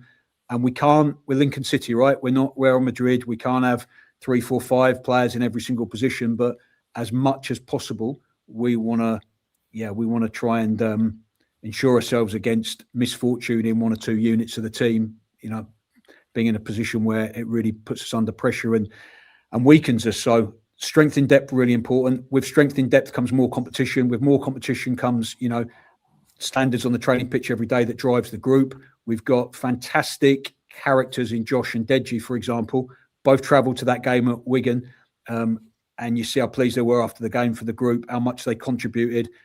So we're all in this together. As Sonny spoke after the game so eloquently, it's a team effort, right? Our biggest strength is our team. It's not an individual. You know, I've had agents ring me this window thinking, we've got new ownership. I'll get your player. It'll cost $1 million. He'll win your promotion. He'll only want 10K a week. That's just not us. That isn't us. I don't think it ever will be us. For us, our strength is the group. Our strength is the team. Our strength is the togetherness that we have at the EPC with the players, with the staff, and the togetherness we have in our stadium and now every other stadium with the support base. And like the fans have been unbelievable. The last 5 home games have been like cup finals for us. And the backing we've had away from home has been incredible. So the answer, Charlie, is the usual paradox in football. You've got to get stronger. You've got to have players ready at as close a level to those in the team if anything happens. But equally, everybody wants to play. And that's always the challenge in trying to get the size of the squad right and the quality and the depth of the squad right. Evening, Jez. Nice to talk to you as well. And you. So you talked there about how the team and the group is really important, you know, this season. And I think some of the biggest moves, it's fair to say, have been locking down a number of longer deals and longer contracts for some of our key players. How important is that to kind of build that strong team feeling? And was it always your plan to get those wrapped up in this window? Yeah, good question. And yeah, it was our aim to do that, and we felt that was as important as any additions that we might make to the group. I think we've got a really special group of footballers, but even more so, like a really special group of people, and that is personified none more than by the group of senior players. To see the impact they've had on the building, to see the impact they have on the younger players, the standards they set every day, how they go about their work. And the fact that when you look at the likes of Sonny, when you look, I know he already had a longer contract, but when you look at that really senior group, when you look at Sonny, when you look at Adam Reach, when you look at Tendai, look at James Collins, players have won promotions, players who have played at a higher level. And that's so important to our group and the younger players within that group. So yes, it was really important. It's hard to comment sometimes and to get the exact details right publicly. How much of it's a confidential employment contract, I guess, when you actually boil it down, when it's a player's contract, how much of that do we publicise? How much do we not? We're aware that we give end dates to contracts, but we don't always give certain mechanisms that might trigger extensions or club options that might do the same. And there was a bit of a combination of all of those with the players that we talked about. Adam Reach's was a little bit later to announce, only because we only had one mechanism for Adams, which was actually triggered on appearances, and therefore we effectively had to agree a new deal, whereas the others, there was a mechanism for us to extend and trigger an option. So really important. I think it's only fair for senior players who have given so much to us in the first half of the season and what they bring, that they were absolutely clear about their futures going out of this transfer window.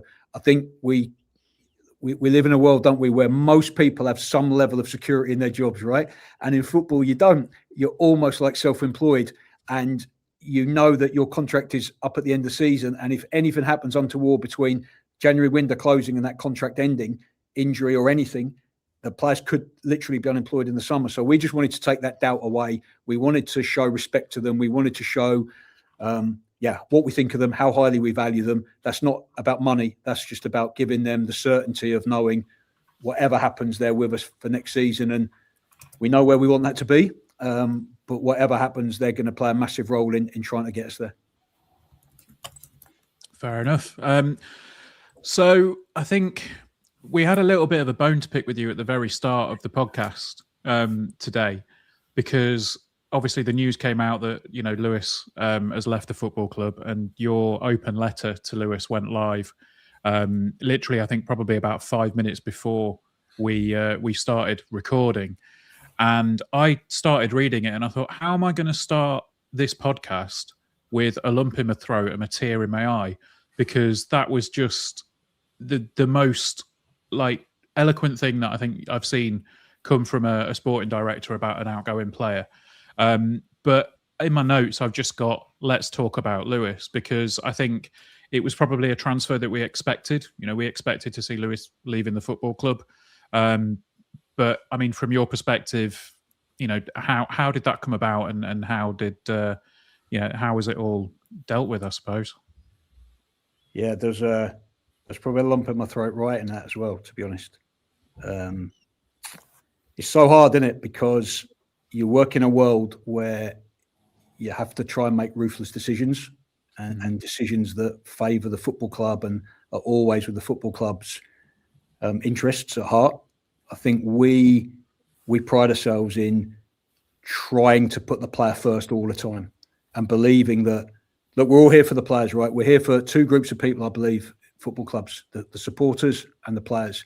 And our job as a staff, as people who work for this football club, is to try and get the very best players we can get for the club. That's hard. You know the landscape. Make sure they're the people that we know will represent the club in the way that I believe the supporters want their team to be represented, their club to be represented, and then to give them the best provision possible. And that's everything. So we don't spend all our money on wages. We have, like, in my opinion, like the absolute best staff you could ever have. And I don't mean just Michael. I don't just mean Chris, Tom and David, the coaching staff. I mean Kieran, I mean Josh Snowden, I mean Harry, I mean Tom Hallis, I mean Elliot, I mean the analyst, George Mays. Every single person in our building, all they wake up every single morning is trying to do the best for our players and trying to give them the best chance of performing. So that's our mindset. Then you have someone like Lewis, who's been here 5.5 years. Was so exciting when he arrived. It was pre-Brexit, so we were able to delve into that market.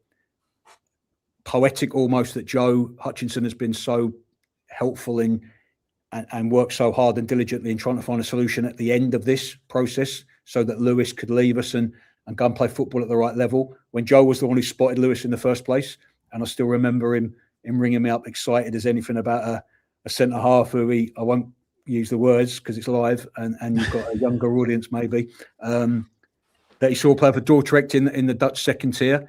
And then you remember everything. Like when you write that, it's almost a little bit chronological in terms of what that 5.5 years was. And there were some massive high points, some huge lows. I remember sitting in Lewis's house, literally in tears with him, post Kieran being in tears with him, when we had that second ACL at Morecambe and that was confirmed. And Fleetwood, when that was confirmed. And tough moments. And seeing Lewis, seeing his resilience, seeing how he fought, seeing how he twice went through that rehab that no one, of course it's not life and death, but when you're a football player and it's your livelihood, it feels like it. And when you're a young man having to face that again for the third time in Lewis's case, because he did that once before he joined us, that was pretty tough. But I think what comes out of it from these situations is like we work for a really special football club with special people running it, and you see from ownership, from board, what we did for Lewis in giving him that contract when no other club might have done that, but we certainly wanted to look after him. We've done it since with James Collins. That's not for show, that's not for PR, that's just because it's the sort of football club we are. And Lewis deserves that. And for all the moments he's given us on the pitch, I wish that there would have been fans here for that first season. I wish that those moments weren't all watched by people on laptops and TV screens and people could have enjoyed it. I was lucky. I was allowed in the stadium in those moments. And, you saw, I laughed at Blackpool when he did that, the keep you up, he's in the goal. I think he scored 6 goals in his first 9 games, crashing in volleys. I think he hit the bar from a kickoff once with a strike from about 30 yards here, I remember. They're the big smiley things. And then you feel like crying when you think back to the 2 moments. And one of them I found out secondhand, I remember it. And the second one, you just have that horrible feeling in the pit of your stomach when it happens because you think you know what's happened. So I don't know. Sorry, I've waffled on there. That's all right. It's one of those where when a player means that much. Obviously, you've worked with him on a daily basis. I think it's evident that he's a special player, and he'll always have a place with everybody within Lincoln City. And look, if that had gone in against Chelsea, I don't know, probably an 8,000 pitch invasion that we might have got a fine for, but would have been understandable because it was a moment that, was typical Lewis because he's got so much ability. So look, probably I just need to wrap that up, don't I? Because I could talk for another hour about him. I think he leaves with our love, doesn't he? Which you can't often say about any individual football player. I think you can with most here, and it's such a credit to our supporters that so many of our players go elsewhere and just talk so positively about their experience at Lincoln City. It's a unique club, and I think our staff do that, and the board, the ownership, the decisions we make, and the fans, the way they take players to the heart. And Lewis is definitely that person. I really, really hope we can get him back to a game, get him on the pitch, and let a stadium sing his song instead of him leading it from the 617 group. And we know he's got a good home, good club, Dundee. I've got to know him a little bit when we dealt with Ethan Hamilton in the summer. And we just hope Lewis can get some games. He's got to play football. Like he's missed so much time. It's selfish of us to keep him. We have to do the right thing. Time moves on, and that's the brutality of football, the harsh reality of football. It doesn't wait for anybody. So it's right that we find a solution for Lewis. And he just goes with, we want to smile, I think, when we think of Lewis, and just remember what a special person he was, as well as a special talent. Absolutely. Beautiful sentiments there. Now, I just want to ask another question. So, one of the most challenging parts of this window was probably having to write that letter and saying goodbye to Lewis like that. But looking away from that, what were some of the other biggest challenges that you think you faced over the course of this month? Yeah, first of all, how do we improve this team? And the bar for that was really high. Be honest, we looked at a couple of options that we got close to one from the championship that we thought would have added something a little bit different to the top end of the pitch. But we met him. We looked like that was a deal that could have been done, a loan deal that could have been done, and then circumstances change at the parent club, and he gets back in the team, and that changes the situation. So that was one that we were hopeful for going into January that didn't come to fruition. But probably a new phenomenon that we've experienced that we haven't in any previous window, certainly since I've been at the club, was players available for loan from clubs in and around the playoff positions, and then those clubs refusing to loan those players to us because of our league position. So that happened to us with 2-3 individual players that we would really have thought could have added something to us, but we're in a position that those clubs weren't willing to let those players come to us. And the problem we have is financially impossible for us to do those on permanence because the wages of those players are way outside our wage structure. Back to the earlier point I made, that was just something we were not willing to compromise. I just think that's not, we have to be respectful, and it's right to be respectful to the group we've got and to the wage structure that we have at the club. So those moves are always going to be loans. And they became impossible to do, Charlie, just because of suddenly we became a threat to teams. And I tried to convince them that we weren't, and that we had a budget that should be fighting to stay up, and that we were not really a threat. But yeah, they weren't having anything of it. So yeah, that was a challenge. And then probably just the Justin Abiku one was a bit of a curveball. We should be expecting those things, but we had really good dialogue with Coventry throughout the loan.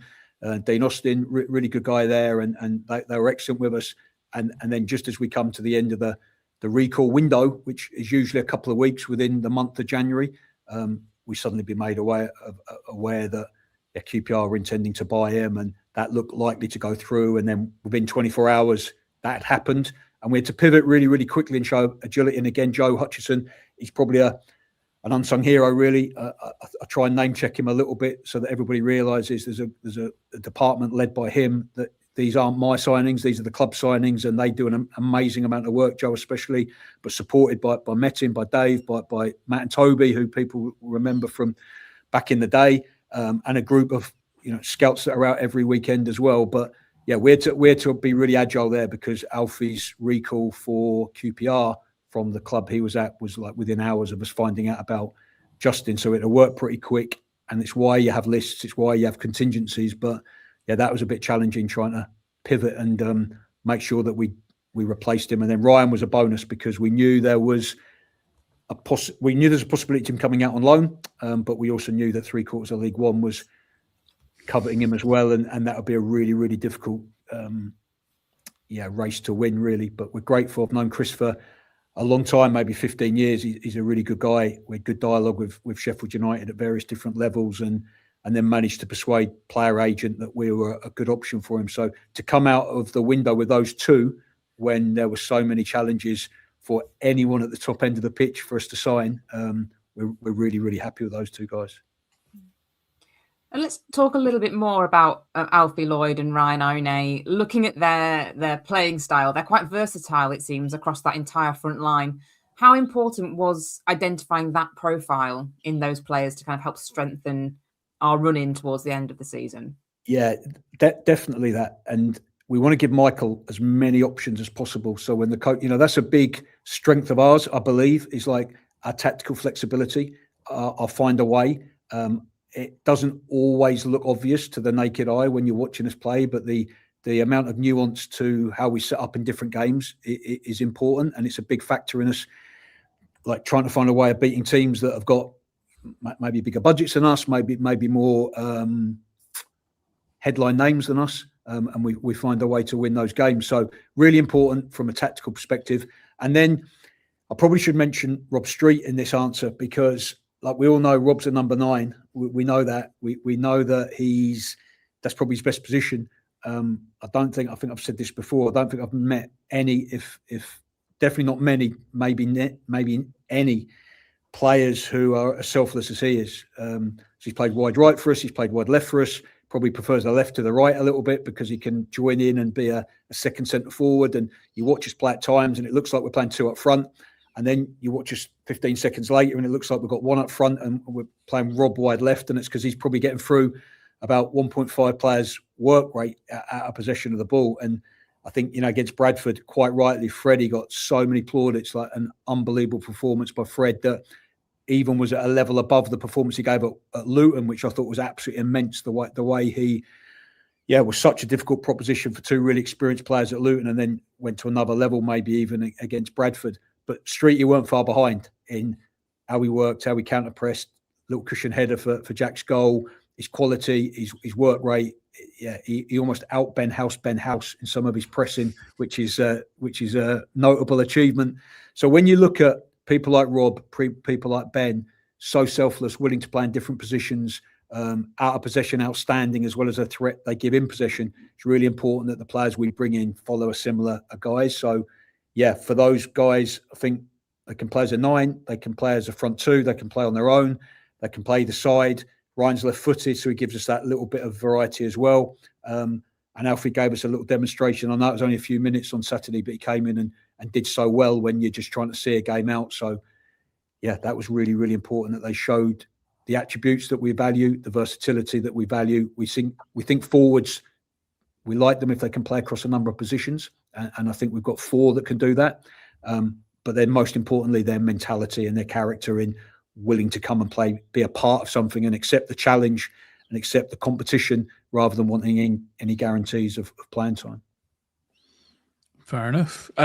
One question that I did have around one of the players that we've currently got out. I mean, obviously we have a few players out on loan in, sort of a little bit lower down the pyramid. But the one I wanted to ask about was JJ McKiernan. Is there anything that you can give us on JJ? Because it feels to me like he's really enjoying his football and his time at Burton. And how do we see his future with the Imps, given that he's still got 2 years left on his contract, but he seems to be very heavily settled, shall we say, at Burton? Yeah, we keep in touch with JJ. He was at the game, so he was at the Burton game, and obviously all the staff speak to him, and we try and keep in touch with him regularly. He had a really good second half of the season with Burton last year and was instrumental in them staying up. He's had a bit of a frustrating first half of the season with an injury, which is unlike JJ. So he's had a bit of a hamstring injury that's kept him out for a little while. Back in their squad. I think he just got back in their squad before we played them, and obviously the terms of the loan agreement meant he couldn't play against us.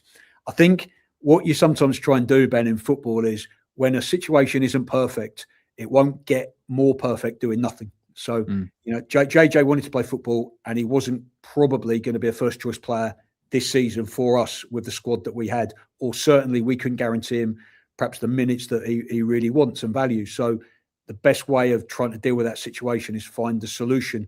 Might not be the perfect solution, but it's the next best thing to the perfect solution, which for JJ is, playing in our team every game.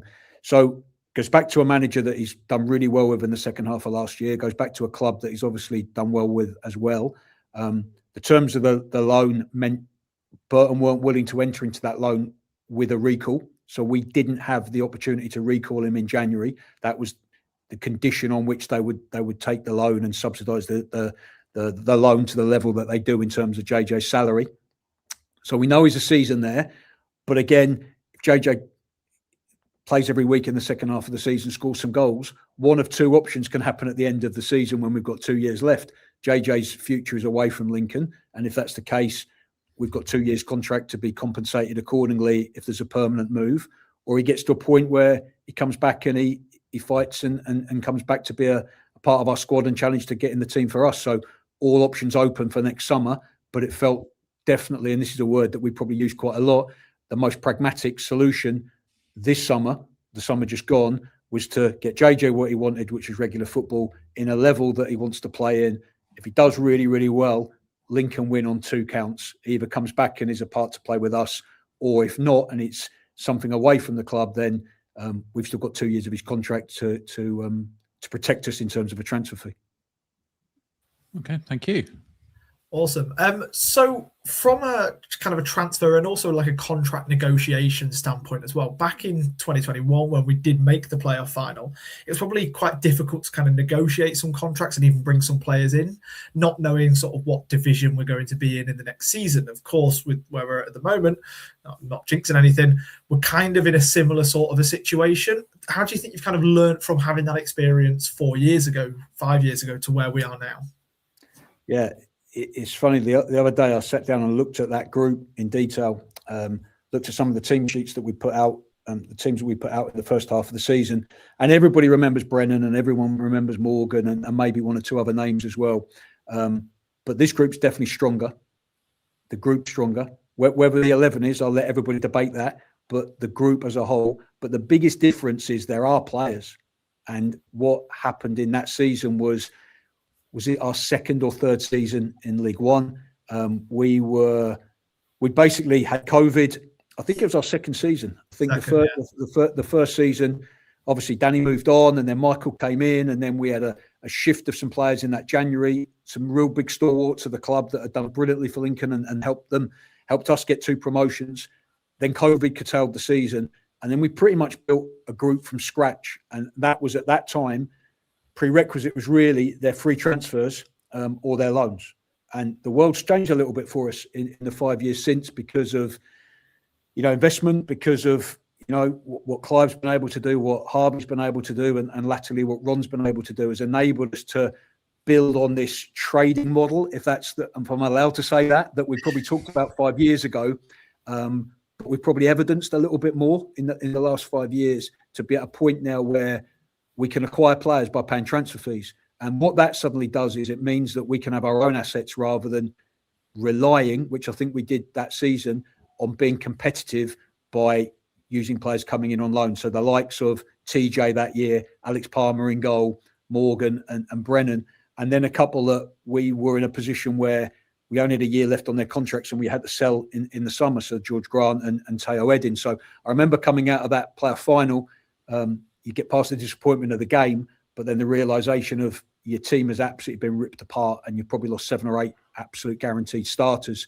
Leighton Orient, I think, found themselves in a similar position this season, following the back of last season. I really feel for them because you almost get there by maybe speeding the process up by those loan players, like becoming super competitive quickly, especially if you strike gold like Leighton Orient did with Kelman and we probably did with Brennan for the season, and then Morgan from January. But this year, obviously, it's our group, it's our players. Like, we've got a couple of loan players, but they're not in the starting 11 every week, and they're not our star men. So we've been able to acquire players on long-term contracts, which completely changes the nuance of everything.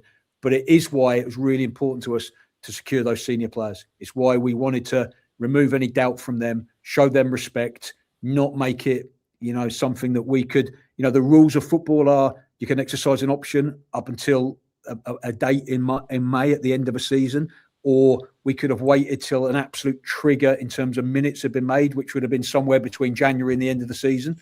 We felt it was wrong to do that. For the contribution those players had made in the first half of the season and continue to make, we wanted to show them the respect of doing that. But yeah, sorry, long answer again, but the answer really, Charlie, is we've been able to buy players. We've been able to build a squad of Lincoln City players that we can develop on long contracts, and therefore it's got a completely different feel to it where we are now to where we were 5 years ago. And look, we all know the situation. We know what we're trying to achieve here, right? But we can't let the world end if we don't do that. And we have to make sure that if that doesn't happen, we're equipped to go again and again and again and again, not this be a once every 5 years event. So that's our aim and ambition as well when we're looking at the window and we're making signings like Josh and Deji. We want to make sure this group is stronger going forward, whatever happens for the last 17 games. Fingers crossed. Thank you. You said at the very start of this interview, Jez, that keeping hold of our players in this window has been really important. And Michael has also mentioned that some players have been the subject of bids in this window. Can you tell us a little bit about those at all? And how has it been balancing the on-the-pitch value of the players, given where we are in the league, versus that financial value that you could get from a sale? Yeah. So we had a couple of difficult moments in previous years, perhaps, where we knew a player was over 24 and out of contract at the end of the season, with little prospect of them signing a contract again because of the wages they could earn at another club. And we deliberately and knowingly refused to fall out with those players because we completely understood their position. So whether that's Paudie O'Connor, whether that's Lass Sorensen, whether that's Regan Poole, we totally understood that situation for them. And if the right number had come in for them in that January, we may well have sold, because that was a constant debate. And, what is that equation between on-pitch value for the rest of the season and losing those players for nothing in the summer? With this situation, it's different because of the position we're in, right? So we were really, really clear. Whatever happened in this window, we were really committed that we didn't lose anyone. We didn't weaken the group. We wanted to come out of the window with the group stronger, not weaker. And therefore, of course, we get inquiries. People test you all the time. Clubs ring, clubs try and unsettle players.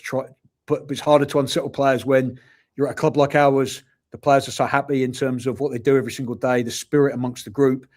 And look, our league position and what we're trying to achieve.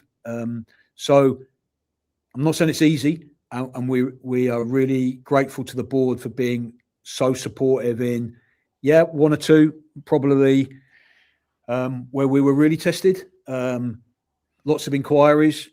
But, it was always our intention that unless it was the most incredible number. And even then, we didn't want to do it, that we didn't want to sell a player in this window. Chris Cohen came to me after the game against Bradford, and he asked me to turn my phone off because he said, I'm just really scared of you getting an offer of about £2 million for Freddie Draper and you just won't be able to turn it down. And I said, Chris, we will turn it down. We're not selling Fred for $2 million in this window. And I can't say if that would have been the case or not, but you understand the intent was, we've got a brilliant group, they're a special group, we're trying to achieve something special against all the odds, and we want to give ourselves the best chance of doing that. And that was strengthen the group, don't weaken it. And we definitely couldn't have come out of this stronger if we'd sold one of our players. Great stuff. So I think that's the list of questions that we've got, but there is one that's come up tonight. You were on Radio Lincolnshire, teasing potentially that there may be one more incoming. Is there anything you can exclusively reveal on the Stacey West podcast, Jez, or are we going to have to wait a little bit more? Yeah, it's not a tease. This is just me being honest, right? So we're trying to cater for every eventuality. Now, of course, that is not quite possible, right? As I said at the start, we're not Real Madrid. We are Lincoln City. We know our budget constraints. We know we're trying to be really, really responsible, measured, do all the right things. And we also know, being honest, we're not going to improve our 11 on transfer deadline day. That's the reality. We've tried to look at each unit of the team and come out with enough numbers. So we've got 8 defenders following Lewis's departure, and that was planned with Deji's arrival. So we're really happy. We've got 3 goalkeepers. I should have mentioned those first. And we're so happy with Zach, and so happy that was another thing we did probably just prior to the window, was extend Zach's contract. And we recalled Jamie Pardington just on that one-off eventuality that something happens on the day of a game and we don't have a goalkeeper on the bench, and then something happened in game. Like we have to cater for that. So we're talking about ensuring the insurance, if you like, with goalkeepers, with defenders. At the front of the team, we've got 9 players for 4 positions. If we just mash that into, when we play a 3 and a 1 or a 2 widies and 2 forwards. So 9 players for 4 positions. Oscar Thorne's back on the grass today, training with the squad. So he's made brilliant progress. And again, great credit to the individual, but the medical and sports science department for the speed at which we've got Tom Bayliss, Ben Howson and Oscar back. So it probably just leaves us in centre midfield where we just want an insurance on an insurance. That's the truth. And a little bit of depth in there. So again, we're looking at Lincoln City solutions, cost effective, pragmatic, outside the box. Maybe definitely won't hit the headlines, but give us just that little bit more depth, which is what we want to be a contingency against a couple of things going wrong. So that's all we're trying to do coming out this window. We're so happy with the group. We're so happy with the spirit in the group. We're so happy with whichever 11 go on the pitch, how they represent the club and give us so many different options and so much flexibility. We're just trying to cater for if something goes wrong, a couple of injuries in the same position, just trying to have enough depth. So that will be, I think we're allowed to put a deal sheet in now. So we're now treated like the Premier League. So just to make Matt Murgott stressed as you like, he's done his first deal sheet tonight. So we were talking about those. We were talking about those on the pod. We're saying it's obviously a new thing that gives you, is it 2 extra hours that you get? Yeah. 2 hours. So it would be just trying to add a little bit of depth. It won't be a first choice player, but it will be a player that we're absolutely certain, if required, can contribute, of course, otherwise we wouldn't do it in the first place. But a senior player who's got some League One football under his belt, because again, we don't think it's the right time just to bring in a young player in that position that hasn't done that. We couldn't be happier, let me tell you that. We could not be happier with our 4 midfield players. We're so delighted Tom Bayliss is back. We're so pleased that Dom's come back after a couple of big surgeries, and I probably haven't spoken enough about him, and that's why we triggered his longer-term option. And Dom's just not a midfield player for us. He's like an unbelievably important member of our squad in so many positions. It's been brilliant. I hope you've enjoyed the first 5, 6, 7 games of Ivan, and just a glimpse of what he brings and what a future he can have, not just at our club, but in football as a whole. And that's been brilliant to see. and out of adversity, as we talked earlier, you'd never wish injury on anyone, but that adversity of Tom going down injured at Stockport and coming off at half-time, Ivan's grabbed his chance and does so well. And now with Tom back, there's brilliant competition in there.